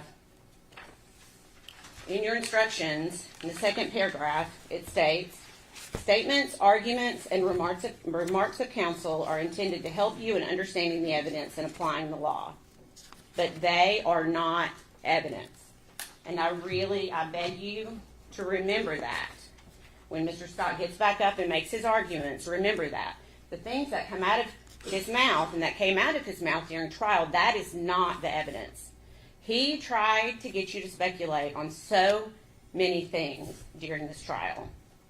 He wanted to throw out strange theories with aluminum foil. He wanted to throw out a term that doesn't even matter anymore, SIDS. That came from his mouth, not either of the doctors, but from Mr. Scott. He's asking you to speculate. That is not evidence.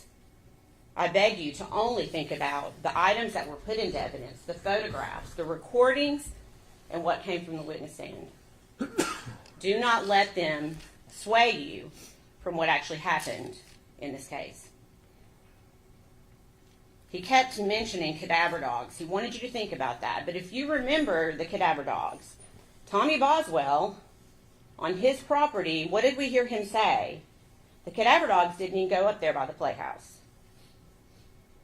He wants you to believe maybe the body wasn't there at that time. He's trying to throw you off, but he didn't show anything. There's no proof. There's no evidence.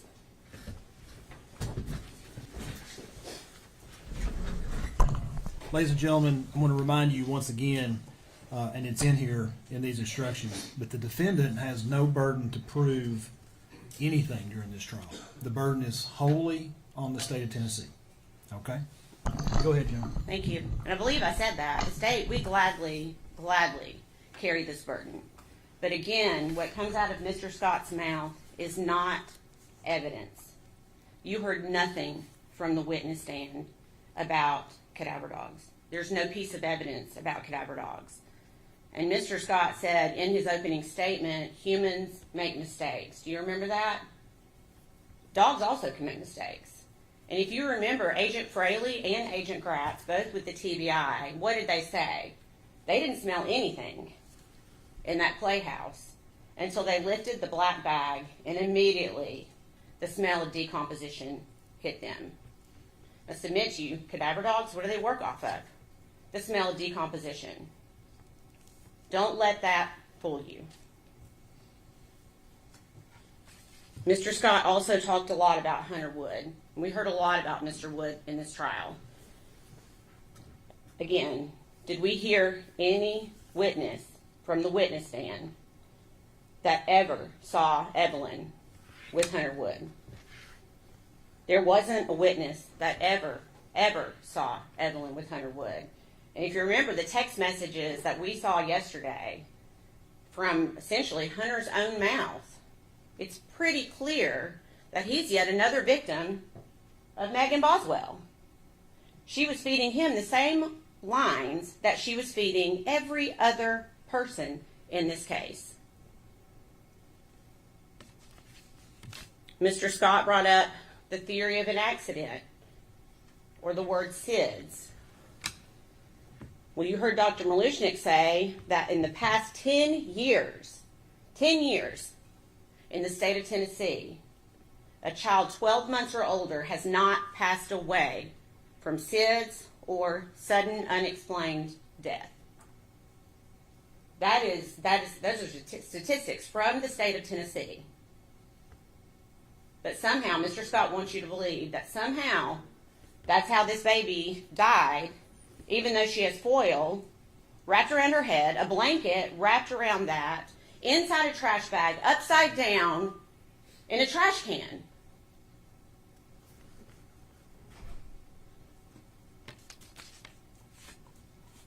Let's go through our timeline just for a minute.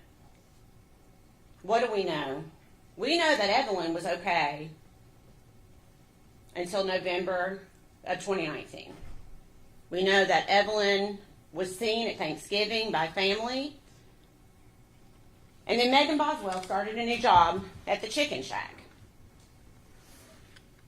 What do we know after that? Megan Boswell meets Hunter Wood. And we know that Sue Whitson is probably the last person to ever see Evelyn alive again. You remember the picture that Sue took?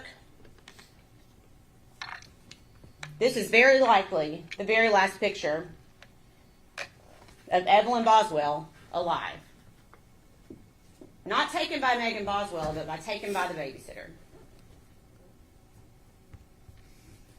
Sue Whitson testified that the last time she babysat was the end of November, early December, which just so happened to coincide with when Megan Boswell met Hunter Wood, a guy that she was hoping might change her life. But Evelyn was in the way. What did we hear? Do you remember Megan's friend, Maddie Broom? We heard a little bit about her. Her brother, Stephen Lawrence, tried to help Megan. She drove her to a few of the interviews. And if you remember, Megan was apartment shopping on December 8th. And on that date, Evelyn was not with her. And so Stephen asked her later, after it's been reported that Evelyn's missing, he says, was Evelyn gone by then? And what did Megan say? Yes, Evelyn was gone by then.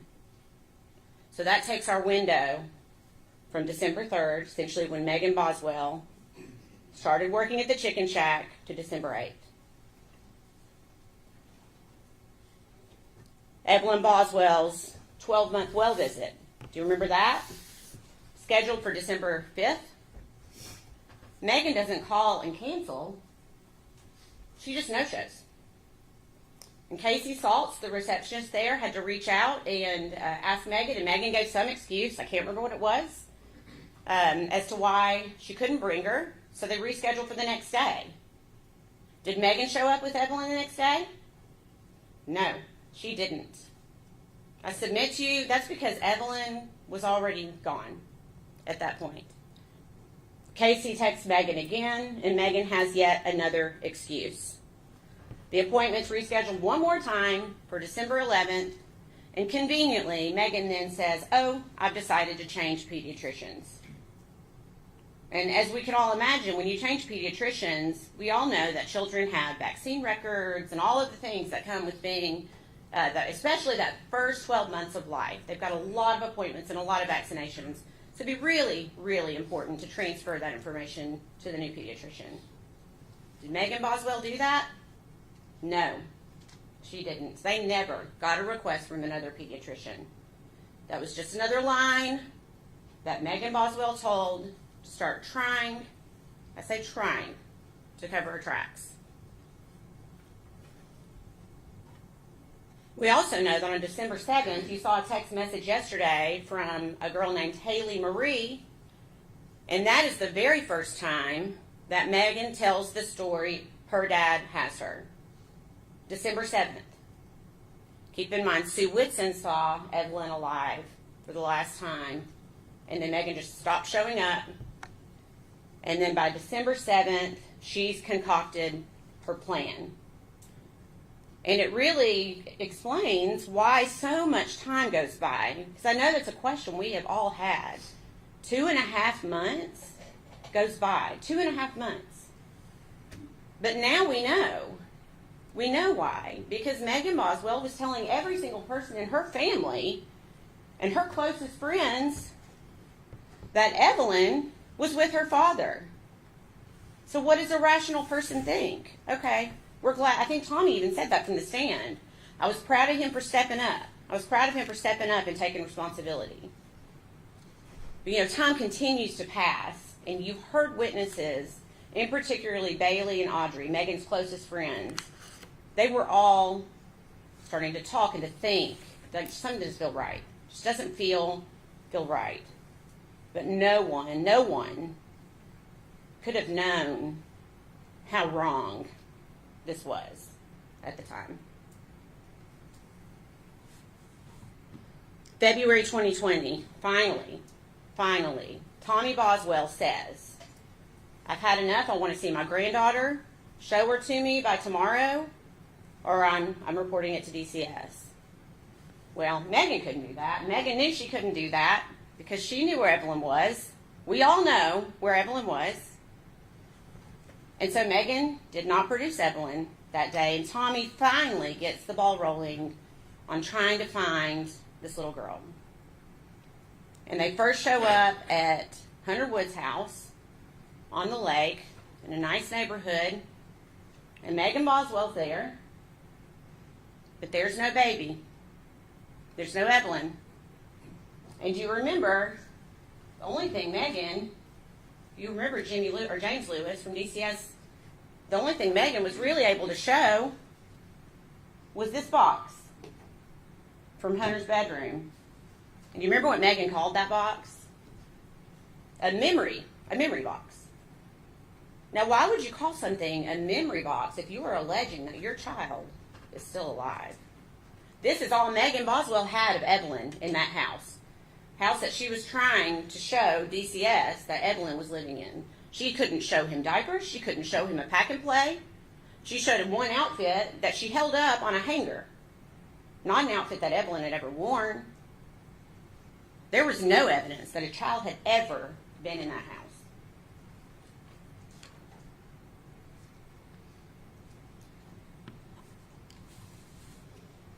Now I'm going to touch on something briefly. If you remember Paul Durant yesterday, going back, I'm trying to just give you a little bit of a timeline. If you remember, he talked about Ethan Perry in the military because Megan Boswell led him to believe that he was the father, even though he had his doubts. She convinced him that he was the father of Evelyn. We know he was not the father. We know that. And he said she was sharing photos daily, constantly sharing photos. Until what day? Do you remember the date? December 3rd. On December 3rd, Megan Boswell stopped sharing photographs of Evelyn. And she continues to send pictures, but if you remember, Agent Durant he's a smart guy. And so he was able to check her full Facebook extraction. And so she continued to send pictures to Ethan, but they weren't recent pictures. It was just another way that she could try to keep this facade going just as long as she could. Mr. Scott wants you to believe that Megan Boswell had a rough life. She was in foster care. But Megan Boswell was in foster care because of Megan Boswell, because she would not go to school. She went to foster care because she was truant. And when she left foster care, she went and lived with her dad. And of course, Evelyn was a baby at this point. I think the testimony was from February to March of 2019. And then her dad said, I'm going to get her a trailer, set her up. He bought her a brand new car, buys her a trailer. He's giving her everything she needs to raise this child. And she goes and lives with her mommy, her grandmother, from April until October of 2019. And then finally into the trailer from October to December. I think it's fair to say that she did not live in that trailer with Evelyn for very long.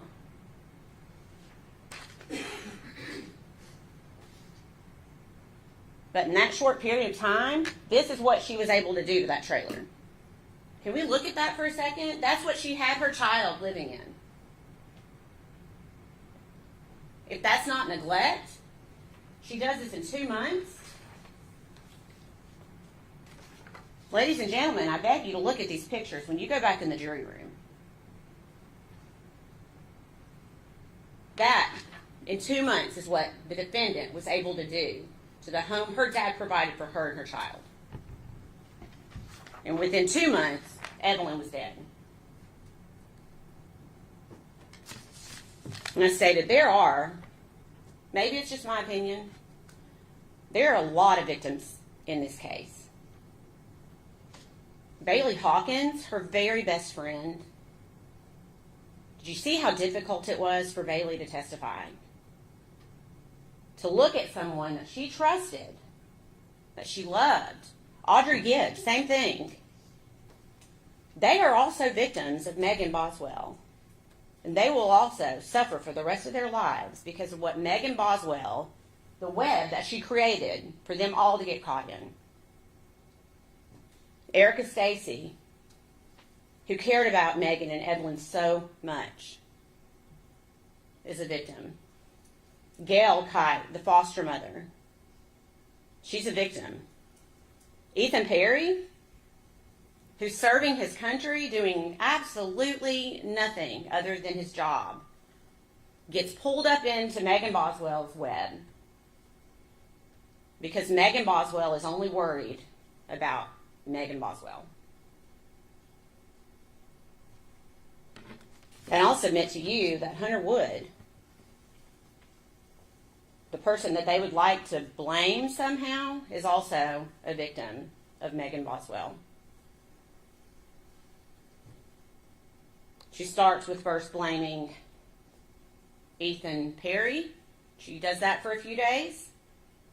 And when she quickly realizes, gosh, law enforcement can figure out that I'm not telling the truth here, I guess I better tell something different, then she goes to her mom. She blames her mom, her own mother. She's willing to blame all the time knowing. I mean, we know, let's find the picture. We know where Evelyn was.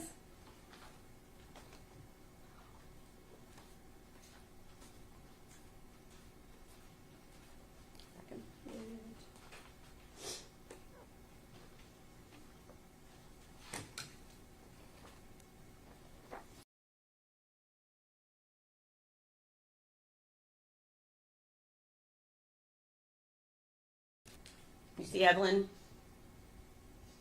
That's where Evelyn was.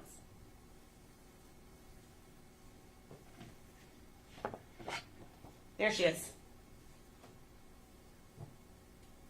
Evelyn Boswell sat there in that trash can for 2.5 months.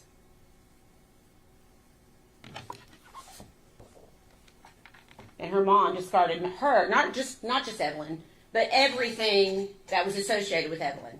Everything. Because she didn't need it anymore. Everything. She didn't need that stroller anymore, so she left it behind. She didn't need the clothing. Do you remember all the pictures that came in and all of that stuff that was in that shed? Because she didn't need it anymore, because she knew where Evelyn was. The defense wants you to believe that Hunter Wood is the one that backed Megan's car up to that shed in the middle of the day. In the middle of the day, Hunter's just going to go over there. He has a truck. The testimony was that Hunter had a big truck. Now, why in the world, if he had a truck? I mean, this clearly took more than one trip. I guarantee you. Look at all this stuff. They want you to believe that Hunter Wood backed Megan Boswell's car up to that shed that day. Tommy came home. It was in the middle of the day. Where's the diagram? Do you remember the diagram of the scene? Look at this diagram. They somehow want you to believe that Hunter Wood pulls up this driveway and comes to this shed right here, right in front of Mommy's house. Tommy's house, up on the hill, in the middle of the day. Is that reasonable? What is reasonable? How about that Megan Boswell is the one who drove her own vehicle, the vehicle her dad bought for her, up to that shed, because Megan Boswell is the one who had a key fob. Remember, there's a gate there that only opens with a key fob. That's the only way a car is coming through that driveway. And Megan Boswell lived there. You just heard that she lived at her dad's house and at Mommy's house, and so they're not going to be surprised if Megan Boswell is on the property. She's the one who dumped Evelyn's property there. She's the one who took the trash can there. Not Hunter, not anyone else. It's Megan Boswell.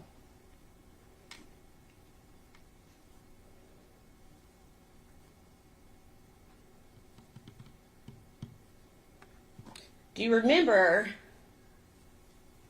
there was more than one text message? And of course, keep in mind, the whole time these text messages are coming through, that's where Evelyn is, okay? Just think about that for a second. I'm not going to take the time to go through these because you can do that. You can go back with you into the jury room. I encourage you to go back and read all of these text messages and remember the dates that we've talked about. But while Evelyn Boswell is sitting in this trash can and people are asking Megan, how's Evelyn? What does Megan say more than once? Mean as fuck. First of all, she's a 12-month-old child.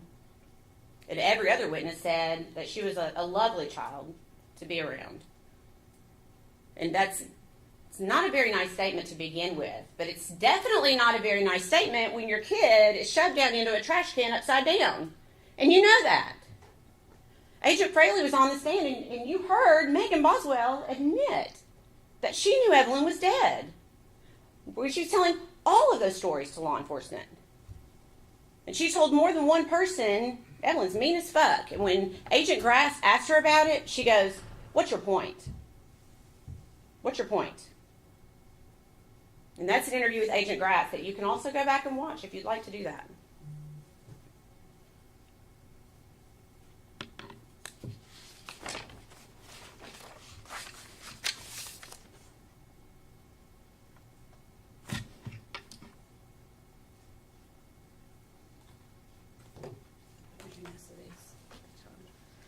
So we saw the defendant enjoyed crying during this trial because she has an audience and she really enjoys that. But did we see her crying any other time? Did we see her crying from the witnesses on the witness stand and what they told us about her? Did we see her crying in the evidence that came in? No, Megan wasn't crying. Do you think she was crying when she filled out this apartment application with Hunter Wood, where they list 3 occupants are going to live in the apartment? And at first glance, we're like, oh, Megan, Hunter, and Evelyn. But that's not what the defendant told David Gratz. Do you remember what she told him? She said the 3rd occupant is the baby she's pregnant with because Hunter doesn't want Evelyn to live with him. Of course, we could also look at the date on that application, January 4th of 2020, and we also know another reason that Evelyn would not be living with them. Was Megan crying here? In 2020, when she posts on Instagram, so excited for our new home. Think Megan was crying when she posted that? To me, it looks like maybe Megan's just moving on with her life. As if Evelyn never even existed.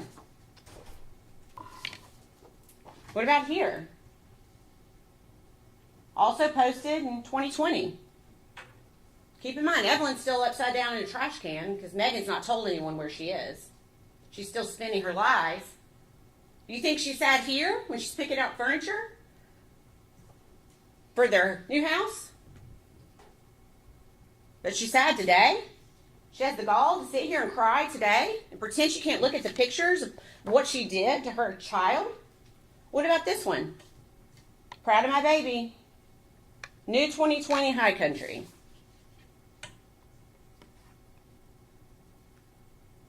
Was she sad then? What about in December? Weeks after Evelyn has been brutally murdered. What is Megan Boswell doing?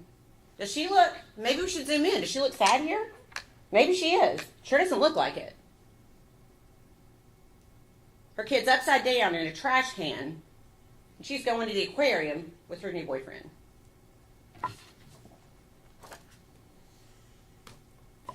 What about here? She doesn't look very sad to me. Hiking in Blowing Rock in 2020. No Evelyn. Evelyn's missing. Still missing at this time. There's Megan hiking with her new boyfriend, moving on with her life. Not crying.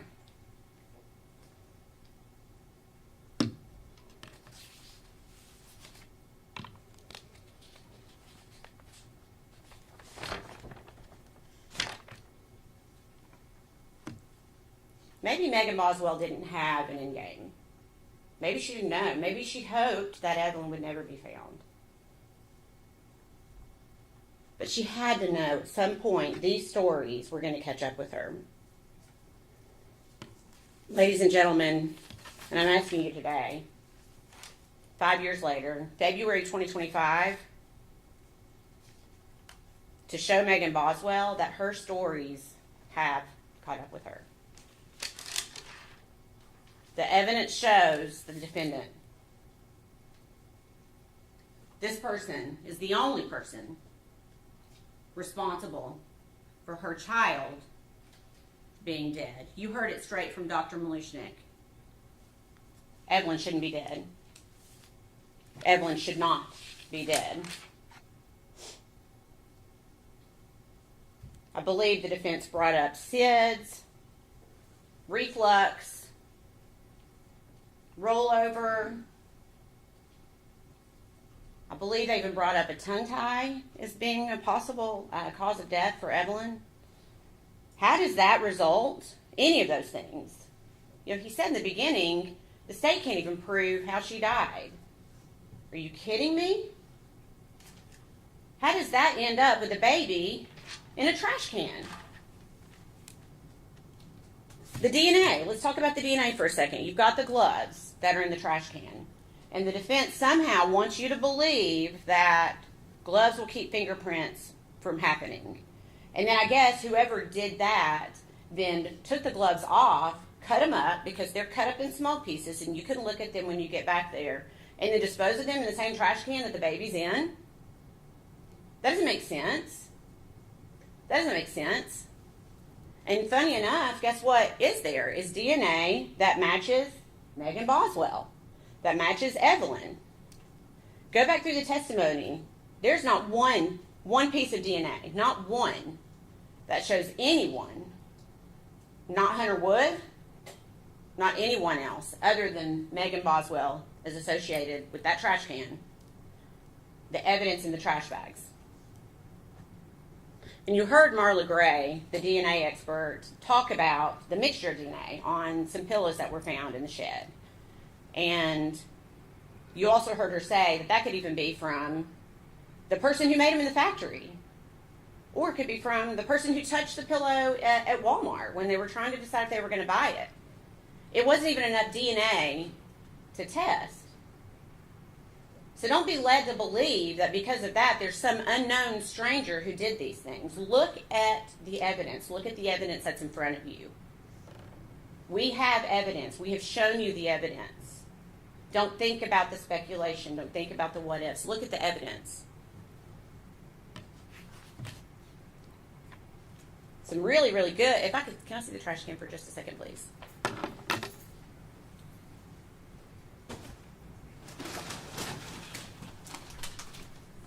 Thank you.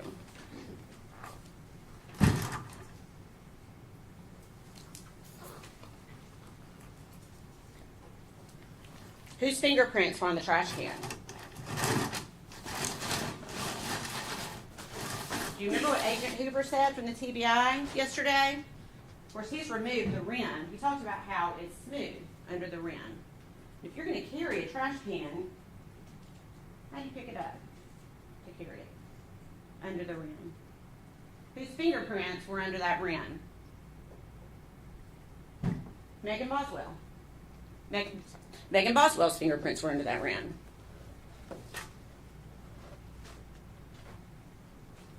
If we look at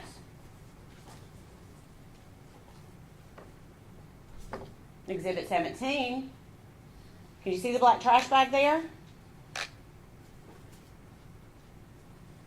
Whose fingerprints are on that trash bag? Megan Boswell's fingerprints. And you heard Dr. Malushnik say, and I think you can see for yourself, that trash bag's not just gently placed down into the trash can.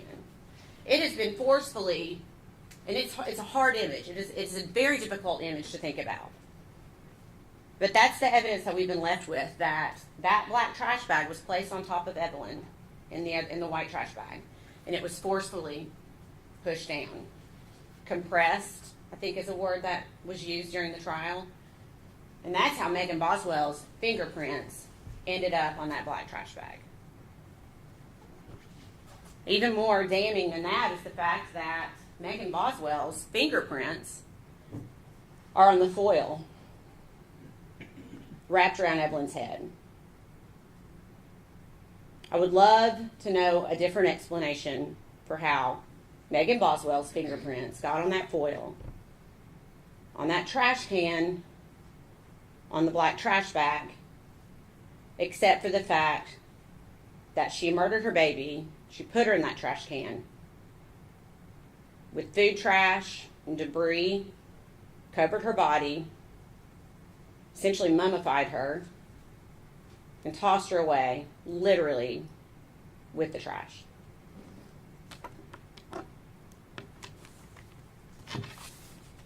Mr. Scott would like for you to think that the doctor's testimony, just that they shouldn't be able to just decide things in a vacuum. He kept mentioning, well, what if the child's dead on a table? And I think we all know that is not how doctors operate. Doctors operate off of medical histories and any information they can get. And that's what both doctors did in this case. They took everything, her birth records, her pediatric records, the scene itself, before they came to their conclusion. They don't operate in a vacuum. I think those were the words that Dr. Malishnik used, is they do not operate in a vacuum. And they determined what? Both doctors agree that this was a violent homicide, and that Evelyn Boswell died from some sort of asphyxiation. So, suffocation, I guess, is the easiest way to say it. So, if it was not for, say, the position of her body upside down in the trash can, that could have killed her. Well, say it wasn't that. Then maybe it was the blanket that was pulled up over, remember that? How it was tightly pulled up over her face. That could have been what it was. Or it could have been upside down in the trash can. Could have also been the trash bag that she was placed inside of, where she was unable to breathe. Could have been the foil that was wrapped around her head. Could have been the trash can itself. If you remember, the doctor testified that her face was compressed up against the side of the trash can. And her body was in a reverse S curve to where her head was so far bent back into a reverse S because of how the defendant compressed her body down into the trash can. Forcefully compressed her body down into the trash can. Her head and neck were wrapped so tightly with foil that even when they removed the foil, you could still see the impression of the foil on her face. You could still see the trash can form still to her face.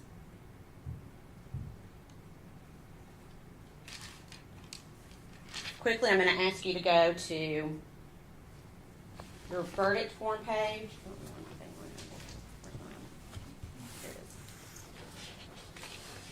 And it's going to be probably at the very end of your packet. Page 50 is where it starts. So these verdict forms, I'm going to show you one example. Okay. So you'll see here, this is just for count one, and I'm just giving it as an example. We, the jury, find the defendant and mark the appropriate box.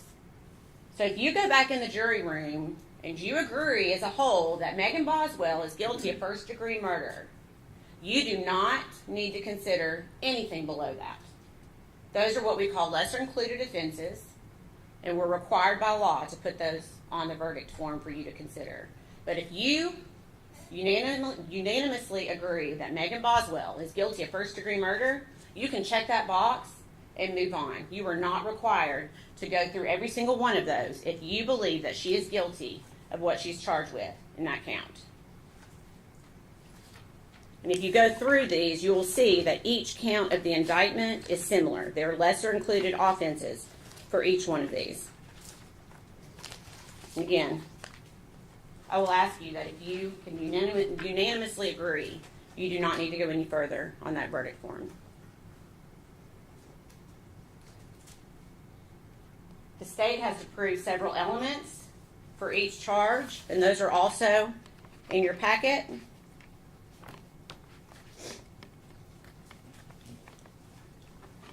Count 1 is premeditated first-degree murder, that the defendant unlawfully killed the victim, that the defendant acted intentionally, and that the killing was premeditated. The next page defines premeditation for you as an act that was done after the exercise of reflection and judgment. It means that the intent to kill must have been formed prior to the act itself. So that means essentially when Megan Boswell wrapped Evelyn in the blanket, and you think, well, maybe she didn't have premeditation then.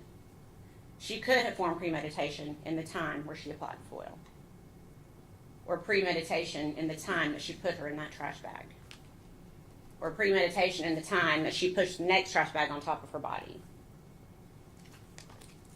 Ladies and gentlemen, I submit to you there is nothing about this case that is not premeditated. Count 2 and count 3 are what we call felony murder in the state of Tennessee.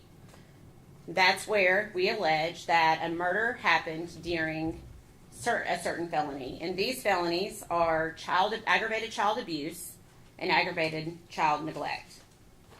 Again, those go hand in hand with premeditated first-degree murder.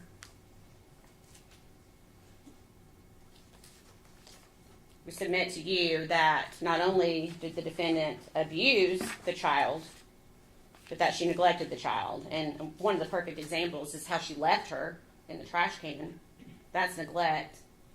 Leaving her in the trash can, that's abuse. And it resulted in her death, which is felony murder. And we have to prove that the child is under the age of 8.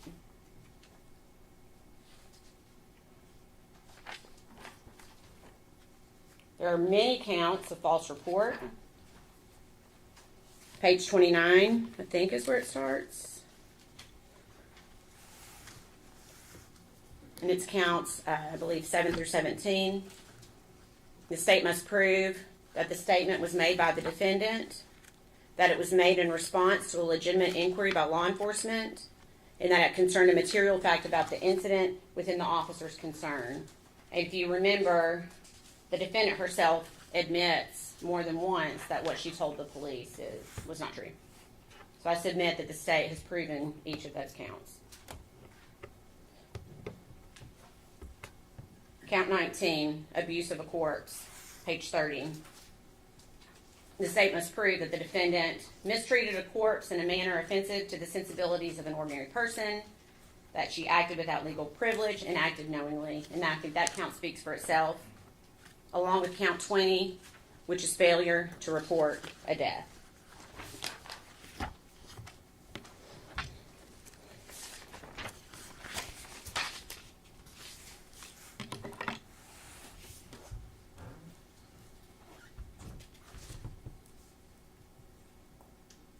A lot about this case really has been more about Megan Boswell than about this child, Evelyn. But Evelyn mattered. She deserved to grow up.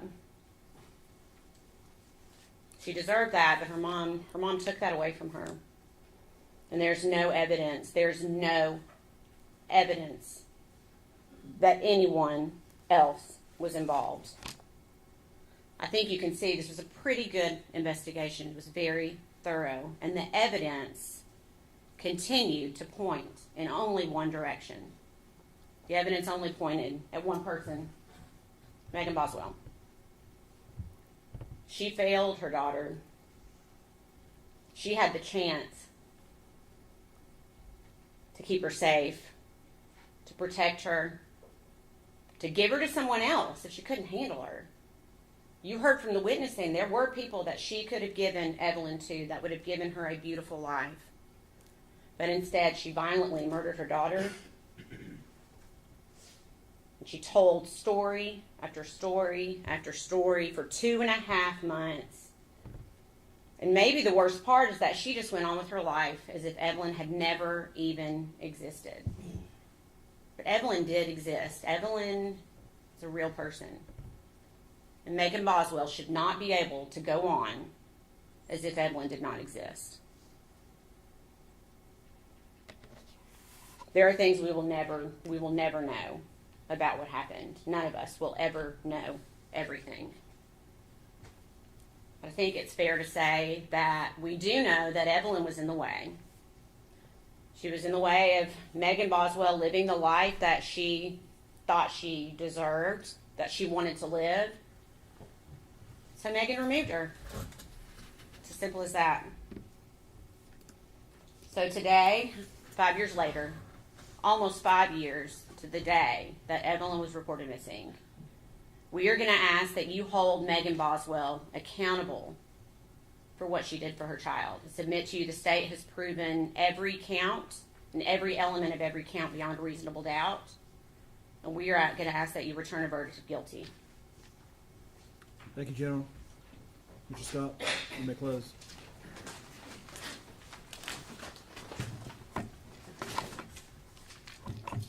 Good afternoon. I appreciate y'all's time. Appreciate you being here. Although I know you may not be here by your own free will, but I still appreciate it. This is a hard case. There's a lot of emotion in this case, and Amber Massengill is very good at giving an emotional closing and wanting you to play on your emotions. The jury instructions will tell you that this case is not about your emotions. It's not about sympathy. It's not about anything else. It's about proof and what's in the evidence. That's what this case is about. This case is more about what Megan Boswell didn't do than what she did do. Now, I'll go back through the witnesses here with you in a minute. But the state seems to be putting forth a theory that you should convict her of first-degree murder because she didn't grieve appropriately. She had fun after her child died. Now, is it far-fetched to believe that the child died in the first part of December, like she says? No, that seems to be the point where you see Megan's personality start to change. But I would suggest to you that change occurs when the child dies. You start to hear various friends come in and they talk. I can name them for you.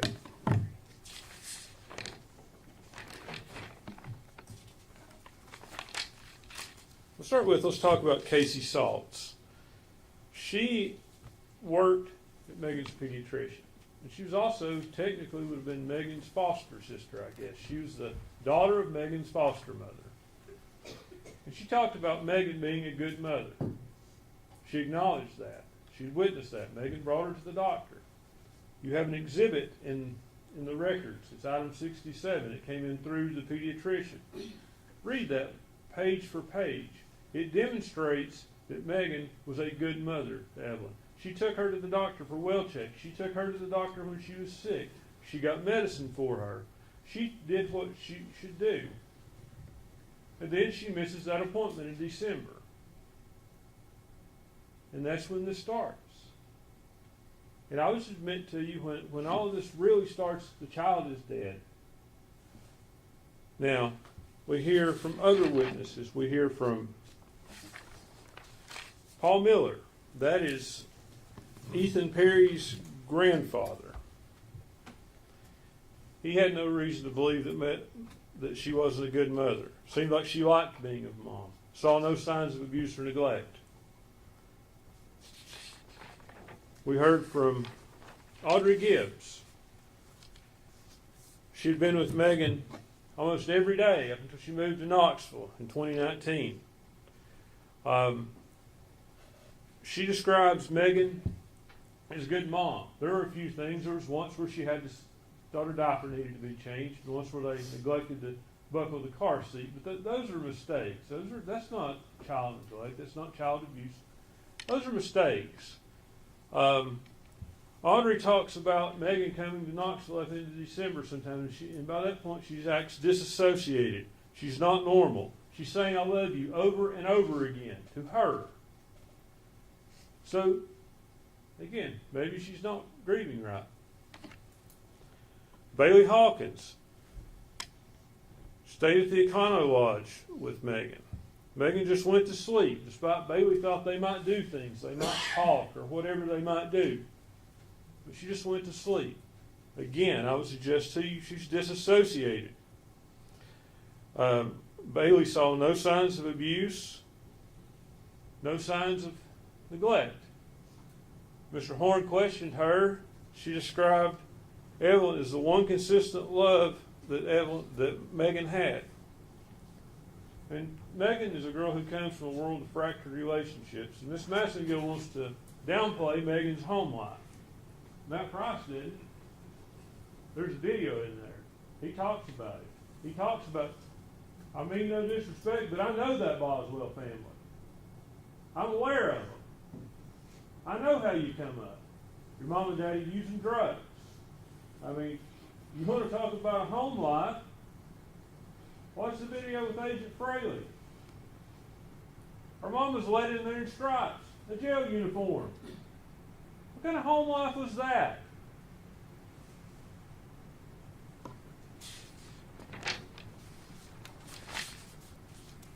And then we get to Caitlin Jones Carter, whom you can make what you want of her testimony. Her body language tells me she's no longer Megan's friend. However, she described, aside from the one day when she saw Evelyn as dirty, that Megan had been a good mother. No signs of abuse, no signs of neglect. She said she saw Evelyn sometime in December. She tried to tie it to her school, but she really couldn't give us a specific date. So I think the best you can say is that it's sometime in December.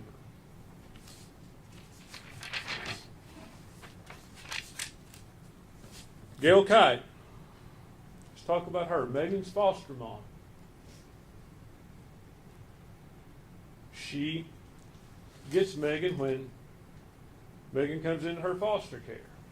Megan's 7 months pregnant. She's 17 years old.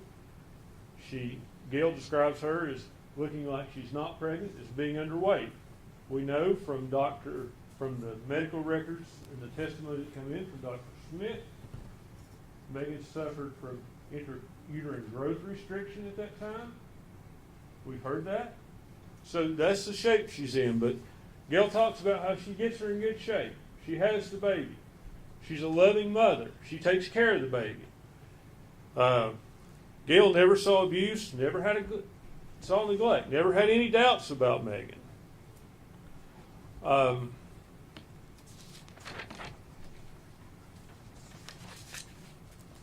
Erica Stacy, and that's the mother of Megan's ex-boyfriend, and I think his name is, can't remember his name obviously, but it's the mother of his ex-boyfriend. She described Megan as a good mother. Evelyn was always clean. And I'll point something out to you. The state wants you to believe that Megan just meets Hunter Wood and throws this child away for him. She didn't do that for, I think it's Caleb Stacy. She didn't do that for Caleb. There were other boyfriends. Now there's talk about, a lot of talk about Ethan Perry thinking he was the father. Well, the proof you've actually seen is they go about as Ethan is the father. And there's been no proof that Megan knew that he wasn't the father at that point. I'm not trying to, I mean, it just happens that sometimes people may think one person's the father and they're not. But calling him out of anything or anything else. Like, it's not like this didn't start early on that she thought Ethan was the father. She obviously thought a lot of Ethan. She drove to Texas, took Evelyn to see him. Now, he did say one thing that kind of struck me a little odd. he acted as though she just showed up in Texas. I suspect, and he finally admitted on cross-examination, that he told her where he was in Texas. You just don't hop in the car and drive to Texas and say, I'll drive around El Paso till I see his car in the parking lot and pull in. That's not what happened. I think he kind of wanted you to think that, but that's not what happened. Let's talk about Randy Wood.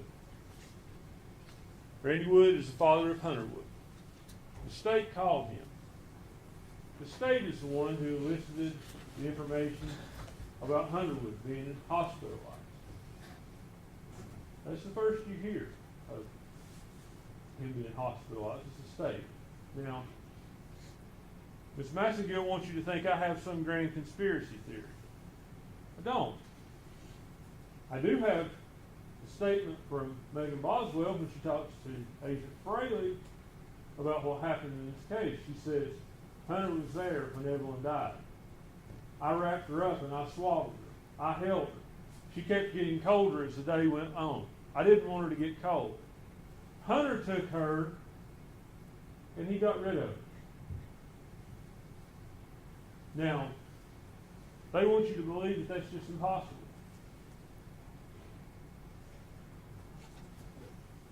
Why did Hunter not give his DNA?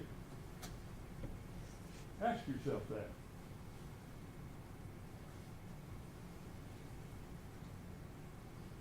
If you have nothing to hide, why wouldn't you just let them test your DNA against all the evidence they have?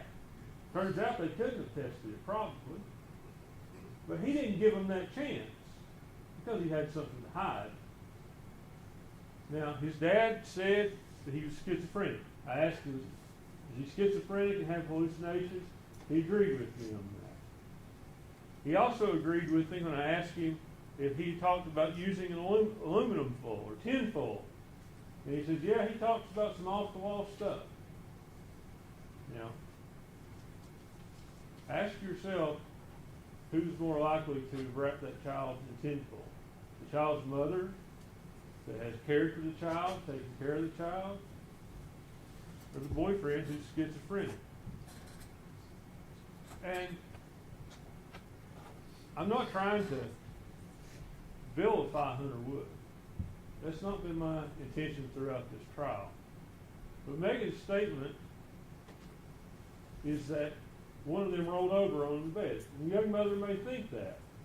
There could have been other causes. When we get to the causes, I guess we can go ahead and we can talk about Dr. Schmidt and Dr. Malushnik. Now, Dr.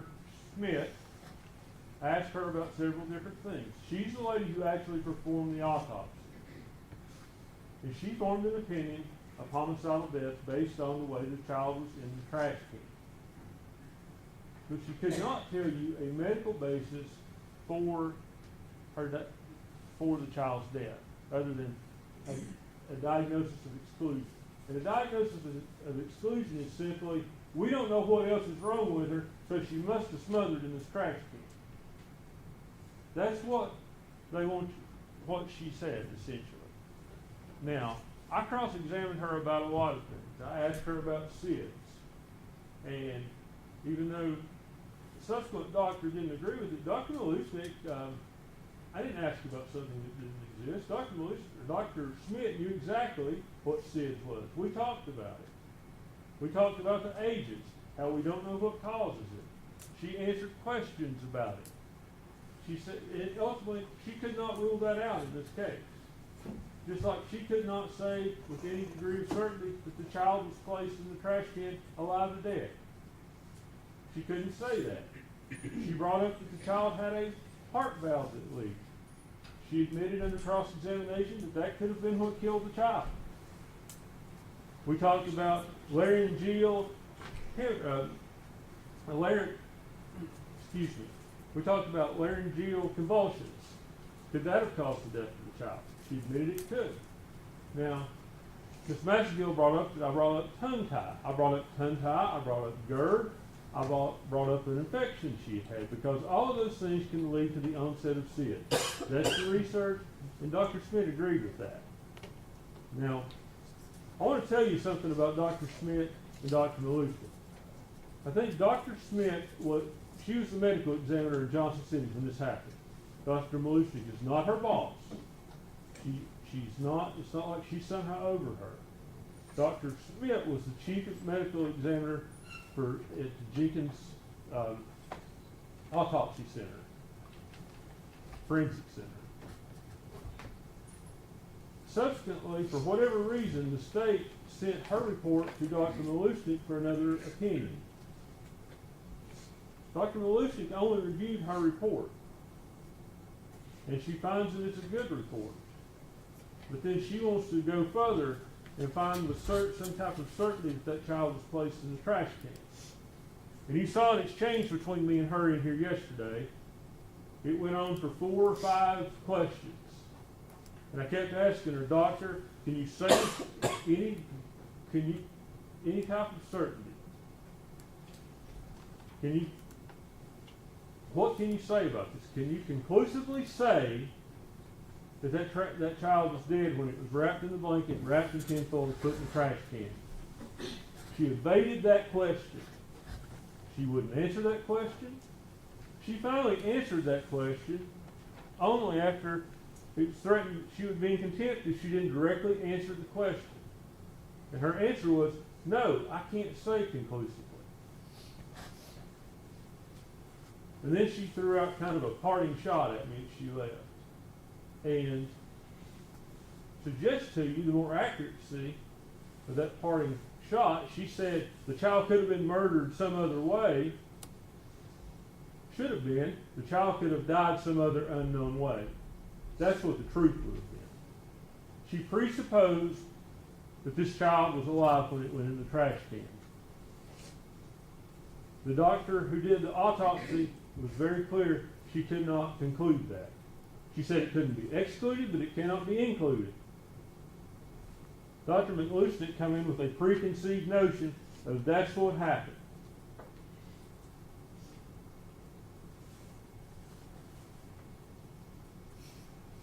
Now, the state has to prove to you the cause of death in this case. They have to prove that child was unlawfully killed. They have to prove this wasn't an accident. The proof from Dr.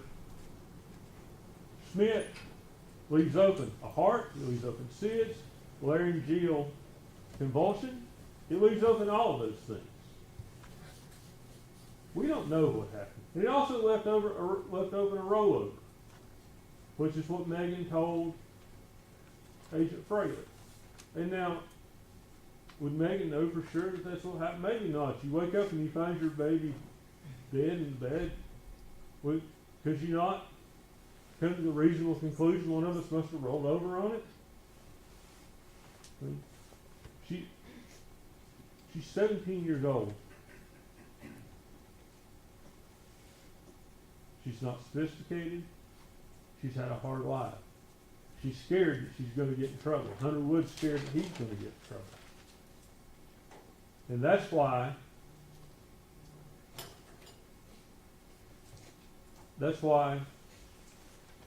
she does what she does. Hunter takes the baby to dispose of it. She knows about it. Is that right on her part? No, it's not. Should she have called and reported? She absolutely should have. I told you that in my opening statement. Have they proved that she's a liar over and over? They have. Don't deny that. They haven't proved she's a murderer. You have more counts of false report than I can really count. I think there's 11 or 12 of them.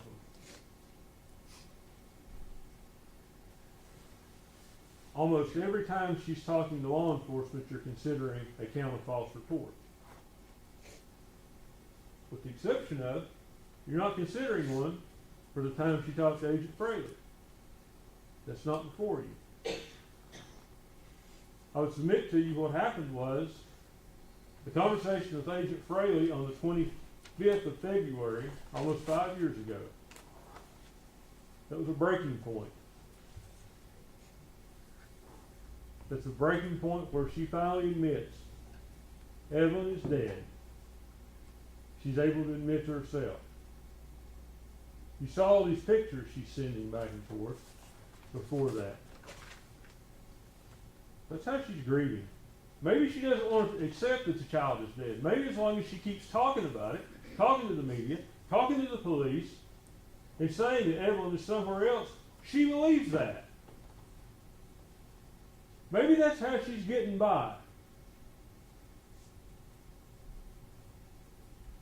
You can't judge someone for how they grieve. You don't know what goes through their head. You don't know what they were raised with. I've never lost a child. I hope none of you ever have. But how am I to tell someone when they lose their child how to grieve? How am I to do that? Amber can tell you that. Oh, she shouldn't have went here. She shouldn't have did that. How does she know that? She's not in Megan's shoes. She's not out there living in that single wide trailer. That's not her life. She's not been raised by drug addict parents, a dad that beats on her mom constantly, and seen that growing up. She's not seen that. She can't put herself in her shoes. It's not fair to say she murdered her child because she didn't grieve right. I resent it. You should too. You should look to the evidence in this case. Do they prove a cause of death? That's the stopping point on the homicide counts. They can't do it. They brought two medical examiners in here who contradicted each other. The first one at least had read her medical records. The second one talks about how she is perfectly a healthy child. She ignored everything in her medical records. She didn't talk about it. It was obvious to me. Should have been obvious to you. She hadn't read them. She didn't care. It was her job to come here and convict Megan Boswell of murder. If you don't believe that, why would she leave here and say, well, she must have been murdered some other way? She was a biased witness, and she wasn't a credible witness.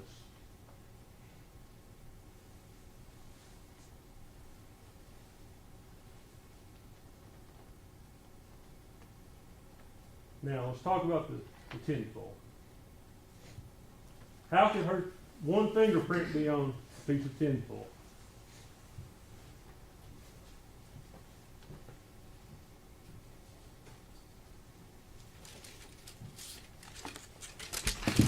Can you all see this roll? Maybe like this.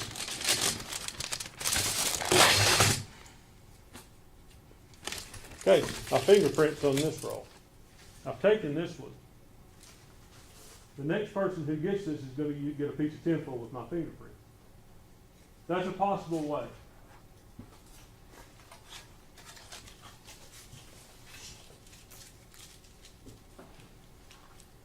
What's another possible way? We've heard that the tinfoil had food and debris on it. Now, there's food and debris in the trash can. But maybe the tinfoil was already thrown away in the trash can.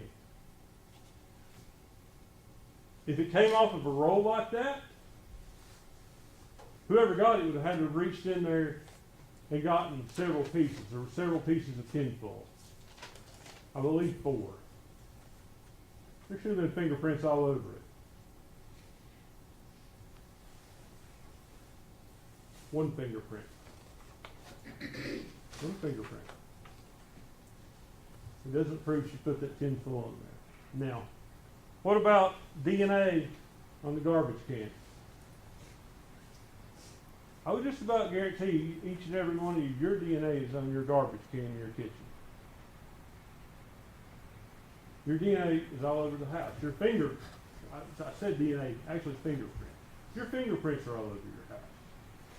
It's the kind of thing we don't think about, but you touch something, you put your prints.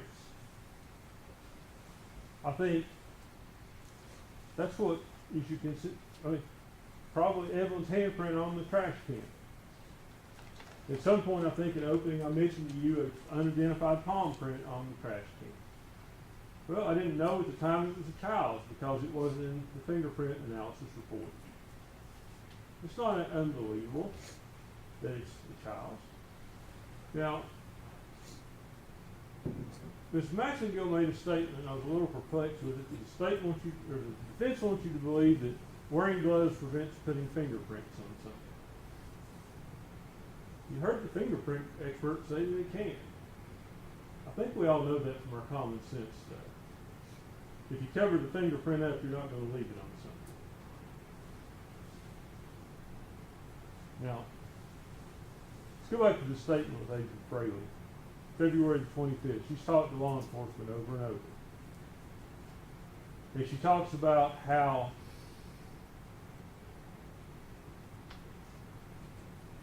she breaks down. She breaks. It's the breaking point. She admits she's dead. And she's telling them the truth. How do you know she's telling them the truth? Because if she's still trying to lie to them, if she's still trying to confuse them, she wouldn't have said, I don't know where the baby is. It could be at Hunter's, it could be at Tommy's. Why would you say, if you're trying to lie to them, perpetuate this lie like Miss Massengill tells you, that the baby could be at Tommy's? Why would you do that? Ask yourself that question. She's telling them where the baby is. She thinks, I think it could have been left one of these two places.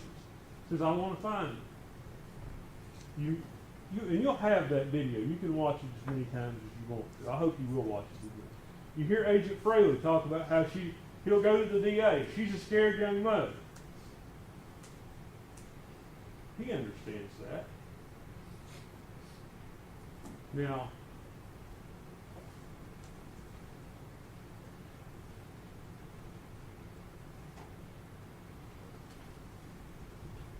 I don't have to prove this case to you.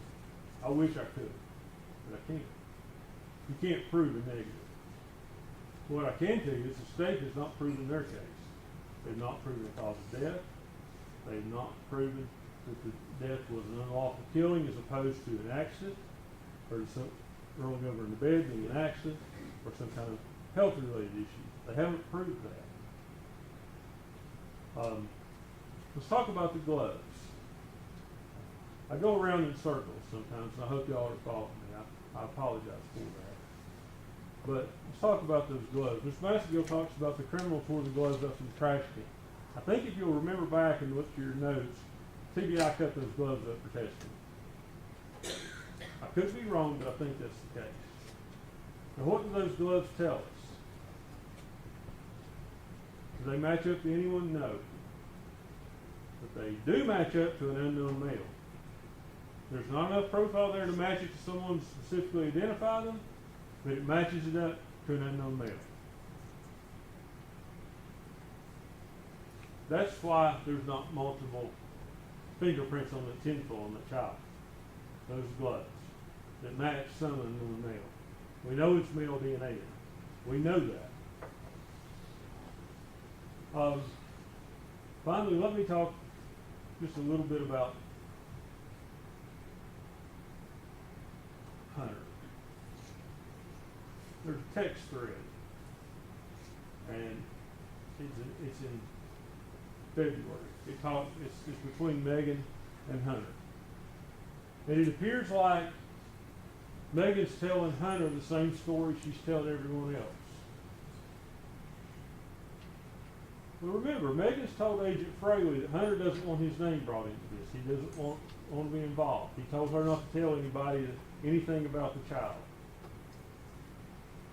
At this point, Hunter, he throws out a name in that text.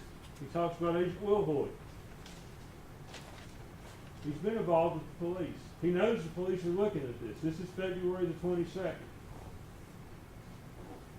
Suggest to you that text thread is, and look at the texts, they're self-serving. I'm just worried about the baby. I just want the baby returned safe. That's Hunter and Megan's way of covering Hunter's involvement in this. I'm not saying Hunter killed that child, but I'm saying he did dispose of the child. That text thread, it's a convenient way if you think about it. If you're trying to have proof that you didn't do something, if you start a conversation, start texting it, say, oh no, I didn't do that. Look at my text. I texted her, she's told me this. It's a convenient thing for him.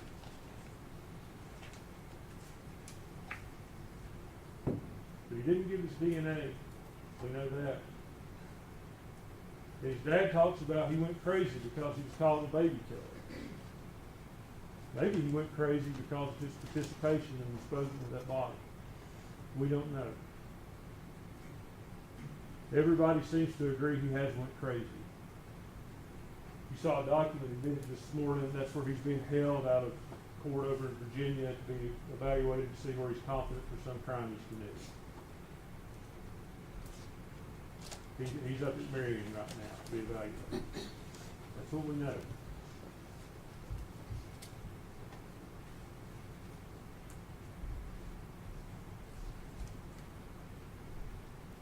I hope I've answered your questions. I hope my argument has helped you somehow with this case. But what I would say to you, if you have questions, about any elements of these crimes, and your questions are not answered to your satisfaction, you have reasonable doubt. If you say, I don't know how that child died, that's reasonable doubt in this homicide case.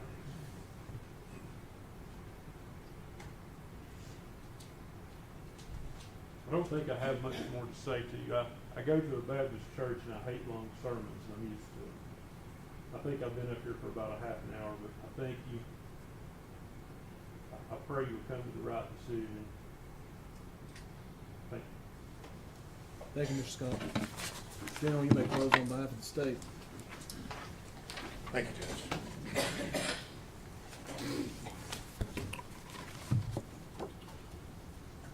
Ladies and gentlemen, much like Megan Boswell, Mr. Scott seems to have some very convenient explanations for what happened in this case.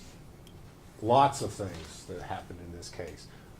All of the evidence in this case that points to his client, he's got some sort of explanation for it.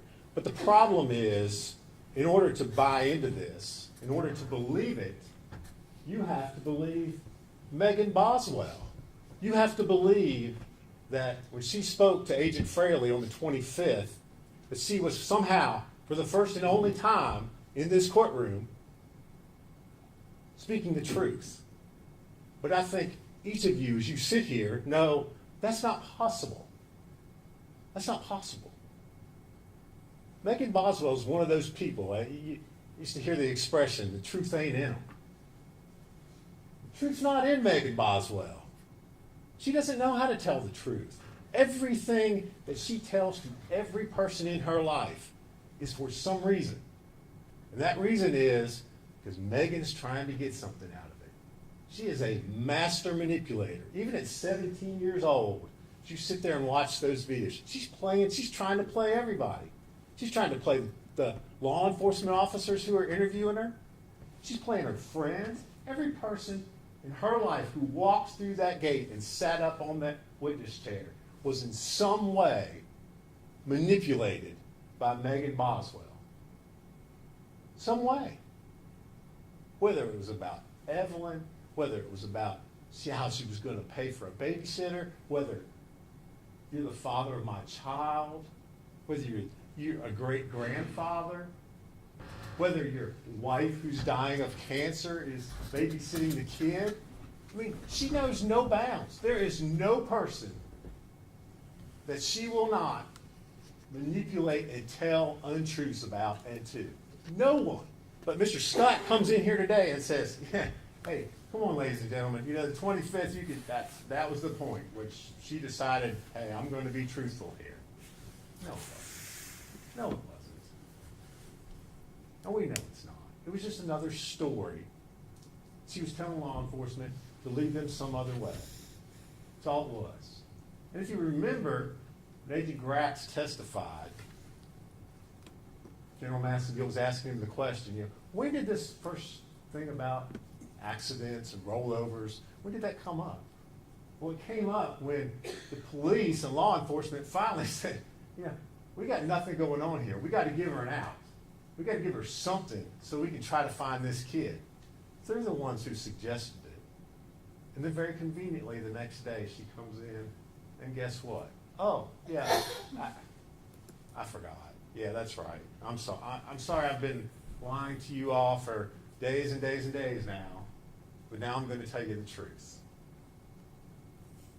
But that's not what happened. That's not what happened. I submit to you, the only time that Megan Boswell may have told the truth about some small portion, if you remember during one of the interviews, Lieutenant Price, who had been very patient with her up until that point in time, finally said, "Come on, something happened on December 21st. And she stopped him and corrected him. Remember?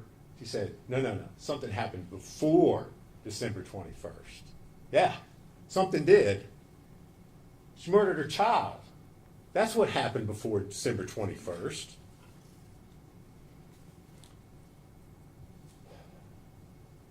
Ladies and gentlemen, before I speak further about the physical evidence that ties and shows that Miss Boswell is the one who is guilty in this case and who needs to be held accountable, I want to take you back to jury selection.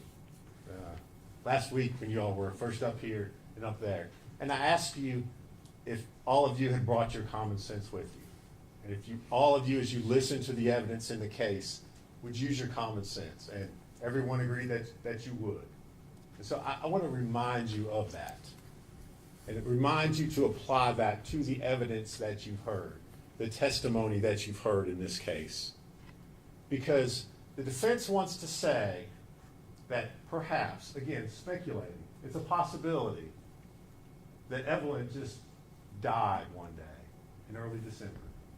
And then all of a sudden, Megan engages in this just pattern of just totally bizarre behavior that involves wrapping her child in a blanket, tightly pressing her head in aluminum foil and stuffing her in a trash can, and then engaging in this just convoluted tale to anybody who wants to inquire about what's going on with Evelyn. But it's a remarkable coincidence, isn't it, that all this occurs at the same time that she starts working at the chicken shack. And then she meets Hunter Wood. You know, that Hunter Wood. The one who lives out on the lake in the big house. And remember,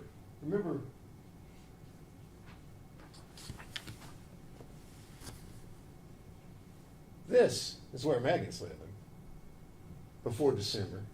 These are the conditions Megan's subjecting her child to before December. Then she meets Hunter Wood. Big house out by the lake. Dad owns a business that I'm working at.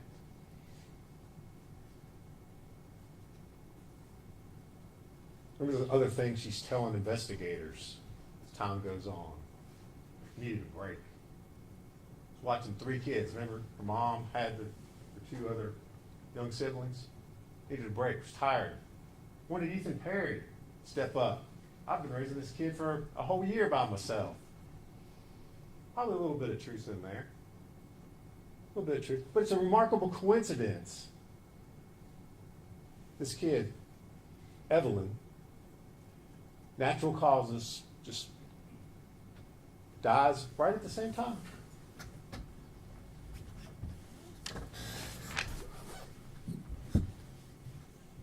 Apply your common sense in asking yourselves why.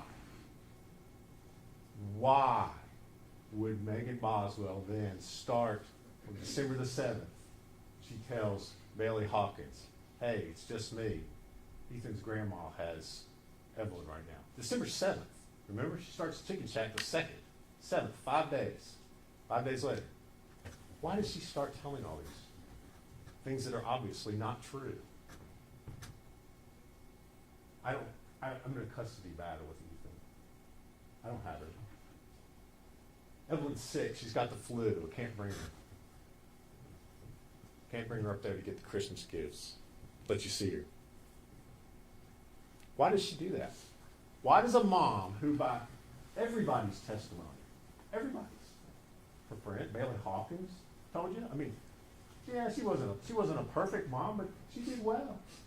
She did well. They all did. I mean, she's posting pictures on Facebook, Instagram. Everybody. her own pediatrician, Dr. Pugh, came in here. Yeah. She's a good kid. We didn't have any concerns. Healthy, meeting milestones, an advanced child. Why does a mom who dotes over her kid, who won't even let anybody babysit, she's so protective of this child? Remember Erica Stacy? I mean, heaven's sakes. I mean, that's an ex-boyfriend's mom who is willing to babysit the kid so that her son can go on dates with her. She won't let her do it. She won't let her do it. She will not let her babysit. That's how protective she is of this child. So why? Why? Apply your common sense. She won't do it because she can't face the truth about what she's done. She can't face that truth. She can't look at that picture, and I'm not going to put it back up there for you. She can't face what she's done to that child. Discarding her like a piece of garbage. That's what she did. She can't face that truth. So she engages in just spinning all these stories to everybody. Everybody that comes with a story, she's deflecting that out because she doesn't want to face that.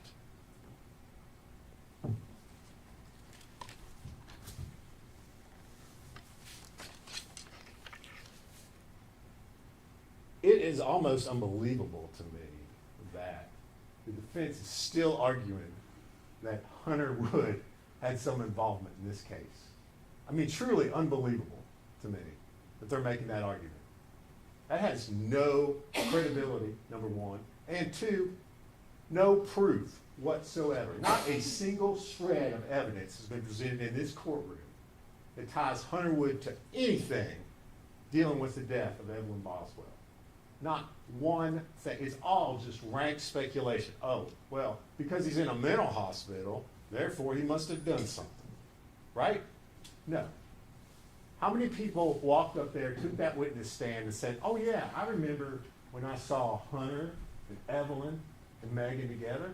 I remember when I saw that. None. Nobody said that. How many people said, oh, yeah, I remember when I saw Hunter holding Evelyn at the chicken? No. Again, nobody said that. No evidence, nothing from that witness stand ever put Hunter with Evelyn. She evidently wants you to believe, again, and I'll put this picture back up there. She wants you to believe that Hunter, and remember her when she's talking to Agent Fraley, that Hunter went over to her place. That's her place. Stayed the night with her and rolled over on the child.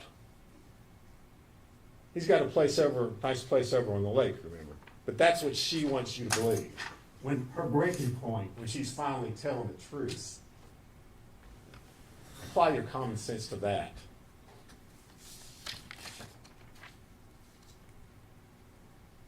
What else possibly ties Hunter to this case? To Evelyn's body being disposed of? Well, maybe it's the playhouse over on Tommy's property. No.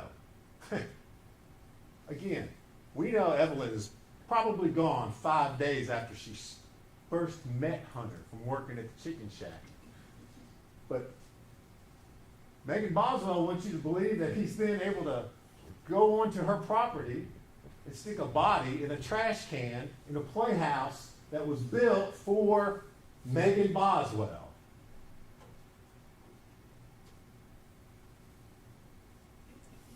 Mr. Scott asked you, and I wrote it down.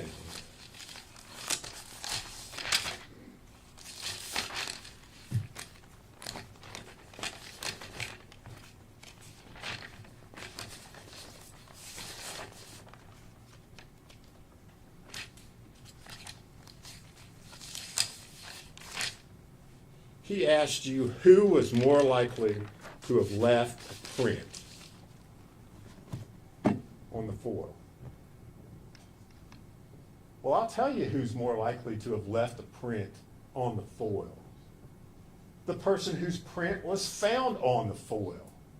Megan Boswell. He stands up here, and again, we've got explanations for everything. Well, maybe it was possible she tore a sheet off earlier and Doing that, she grabbed the foil and left a print.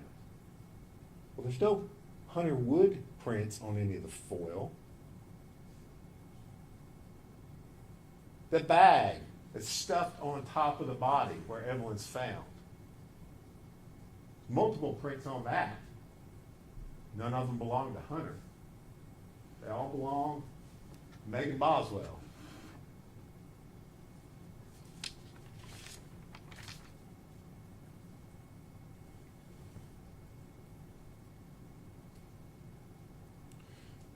He wants to say, and again, it's still beyond my comprehension that we're talking about Hunter Wood here. You know, why wouldn't Hunter give a DNA sample? I don't know. Perhaps because Hunter is being mucked up in Megan's world here. My gosh. Here I am dating this girl, and all of a sudden I got TBI agents asking me about a child that's missing and no explanation for it. Maybe that's why. And again, in this particular case, you heard from Agent Gray. What does it matter? There's nothing that was tested. All those things she testified to yesterday, all of them, all those things I handed up to her that she analyzed, not one piece of them had any identifiable DNA on it that could have been tied back to Hunter. None. Everything was Megan's or Evelyn's or limited profiles. As I remember, I asked her if I gave everybody in the world's DNA to her, she wouldn't have been able to match any DNA to Hunter Wood. Nothing. Nothing. Everything connected to that body in the trash can comes back to Megan Boswell. And then, let's not forget, in the middle, while all this is going on, February 22nd, Megan's child's missing. They questioned Hunter.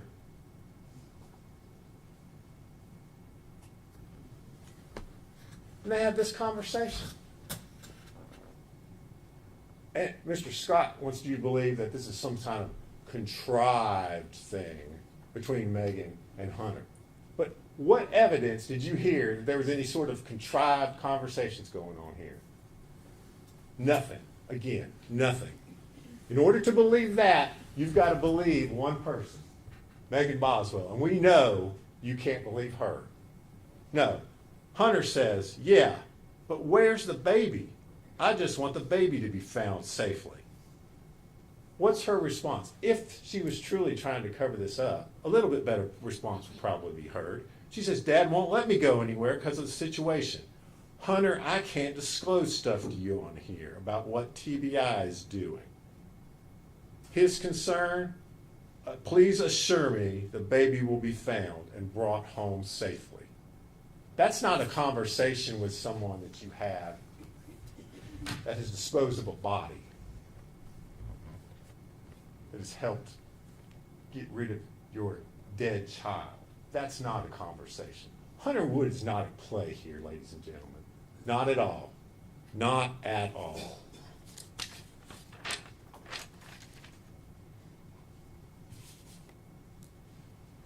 Defense has also talked to you about these things that medical conditions that they questioned the medical examiners about yesterday. Possible things that might have caused Evelyn to just suddenly die of natural causes. A perfectly healthy child. Again, he's asking you to speculate about possibilities. But we don't decide this case on possibilities. And if you think about it, ladies and gentlemen, you didn't hear from just 2 doctors about Evelyn's condition, about what kind of a child she was. You heard from 3 doctors. Her pediatrician testified in this case too. And what did she tell you? Evelyn was a healthy child, advanced, had met all of her milestones. Any concerns about her health? No, her concern was that on December the 5th, she doesn't show up for her year checkup appointment. She's a no-show. That's her concern, not Evelyn's got tongue-tied. I'm concerned maybe she's going to die from SIDS. Not, oh, she's got some sort of reflux going on. I'm afraid she might be at risk to just suddenly die one day. That's not her concern. And remember, and Mr. Scott didn't talk about this because you don't want to talk about it. I asked Dr. Malushnik yesterday about statistics. This wasn't just her opinion. These are statistics kept by the Department of Health in Tennessee about the number of kids over 1 year of age who die in rollover deaths. Entire state of Tennessee last year, none. Entire state of Tennessee last 10 years, none. But yet, they want you to believe that's a possibility in this case. She's the first one, ladies and gentlemen, evidently. The first one. No, it's not a possibility. You decide this case on the evidence that you've heard and the testimony you've heard from that witness stand. And the testimony you heard from 2 different medical examiners said this child died from asphyxiation. That's what they told you. Both of them told you that. He said they had contrary opinions. They didn't have contrary opinions. One of them had a little stronger opinion, but they both had the same opinion. They both told you the cause of death was the same thing, asphyxia. And all the evidence in this case points to one person alone as being the person who caused that asphyxiation. And that is Megan Boswell. This wasn't an accident, ladies and gentlemen. It wasn't an accident at all. You've got lots of evidence of premeditation sitting over there in that box. This isn't a little piece of tin foil. This isn't foil like you stick around a baked potato and stick in the oven. You saw it. You saw the photographs. And the foil's in there. Pull it out. It's a big old piece of foil. Mr. Scott wants to suggest maybe it's sitting down in the trash can and somebody pulled it out. Nobody's using that much foil. Use your common sense. And remember the testimony from Dr. Malushnik yesterday about how that foil was applied. That blanket, so tight when they're taking it off, the impressions left on that child's face. The foil, how painstakingly slow they had to pull it off because it was tightly compressed around the child's head. I submit to you, that's premeditation, ladies and gentlemen. That's intent. That's not an accident.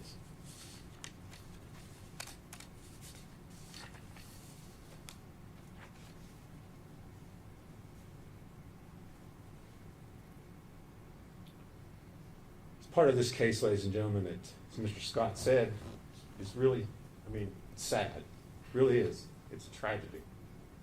You think about all those people that you heard testify, how easily all of this could have been avoided. All those people. Bailey Hawkins, Audrey Gibbs, Casey Saltz, Gail Kite, Paul Miller, Erica Stacy. Any one of those people would have taken that child. All this could have been avoided.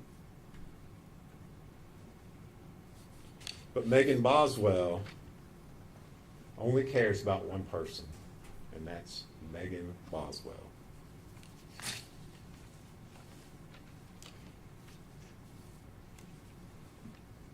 She started a facade back first week of December after she killed her child. She created this world, this web, you've heard it called. And that's a pretty good description of it. It's a web. And it traps and ensnares everybody that she comes into contact with. She started this facade back then, and it's continued and continued and continued. And she brought it into here to this courtroom in front of you.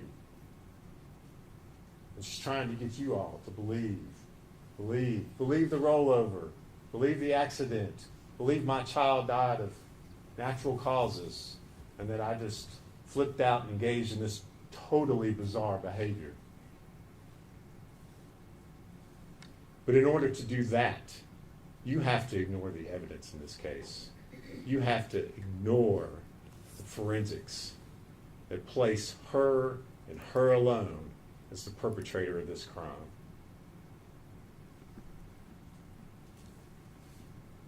This case is the very opposite of an accident.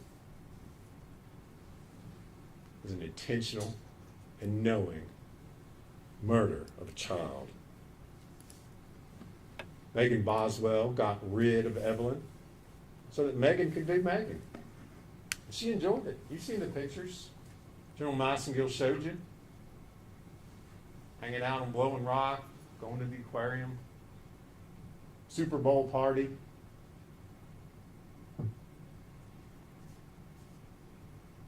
Megan Boswell sits here in this courtroom today as guilty as she was back in that first week in December. As guilty as she was on February the 18th, when she first came in there, Detective Haraz and James Lewis interviewed her. She acted all surprised. What are y'all going to do? You going to find my child for me? What do you do when a child goes missing? Remember those expressions, those questions she threw out there?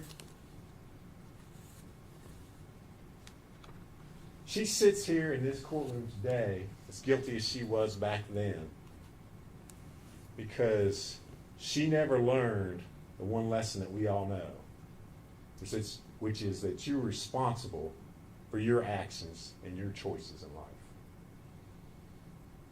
And she sits here because she refused to learn that lesson. You've heard her interviews. She takes responsibility for nothing.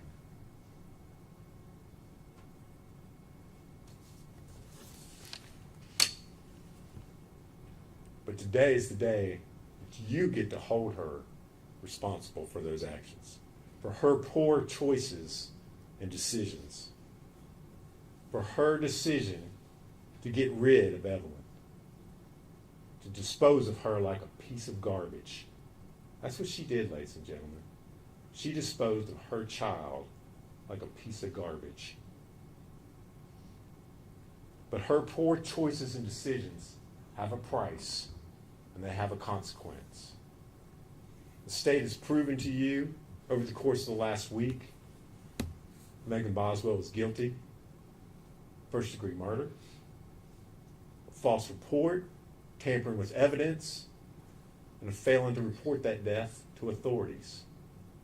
We ask today that you hold her responsible for those poor decisions by finding her guilty as charged.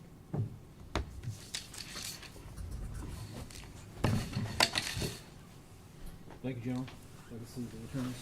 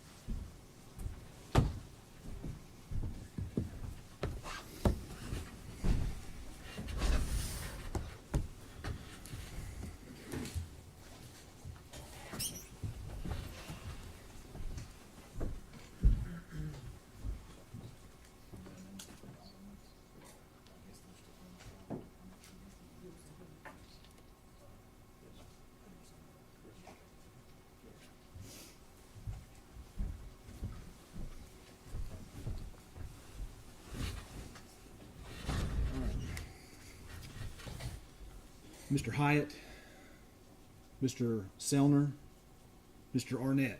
You're the three alternates. If you will go with the officer. Will you be here? Just leave them in the seat. That'd be fine. And your notes as well. And we'll just take care of them.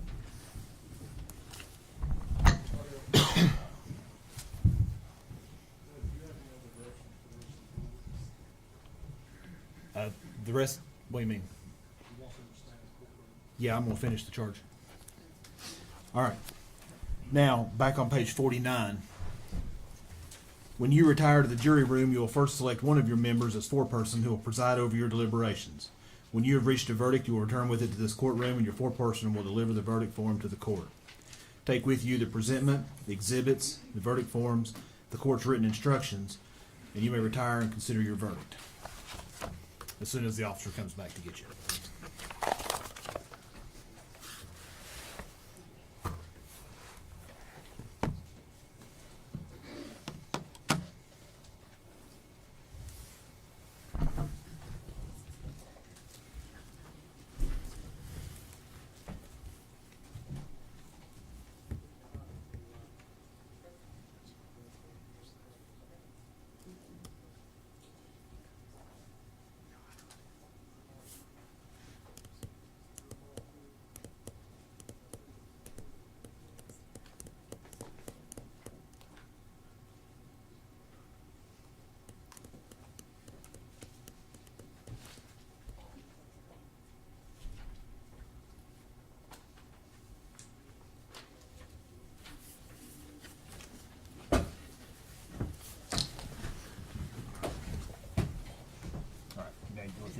Everyone stand, please. 3:05 p.m.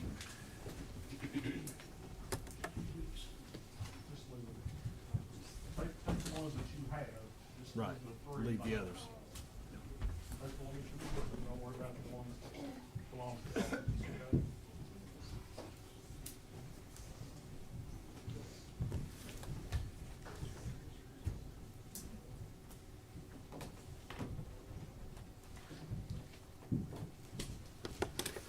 You may be seated. Thank you. All right. We'll be in recess waiting verdict of the jury.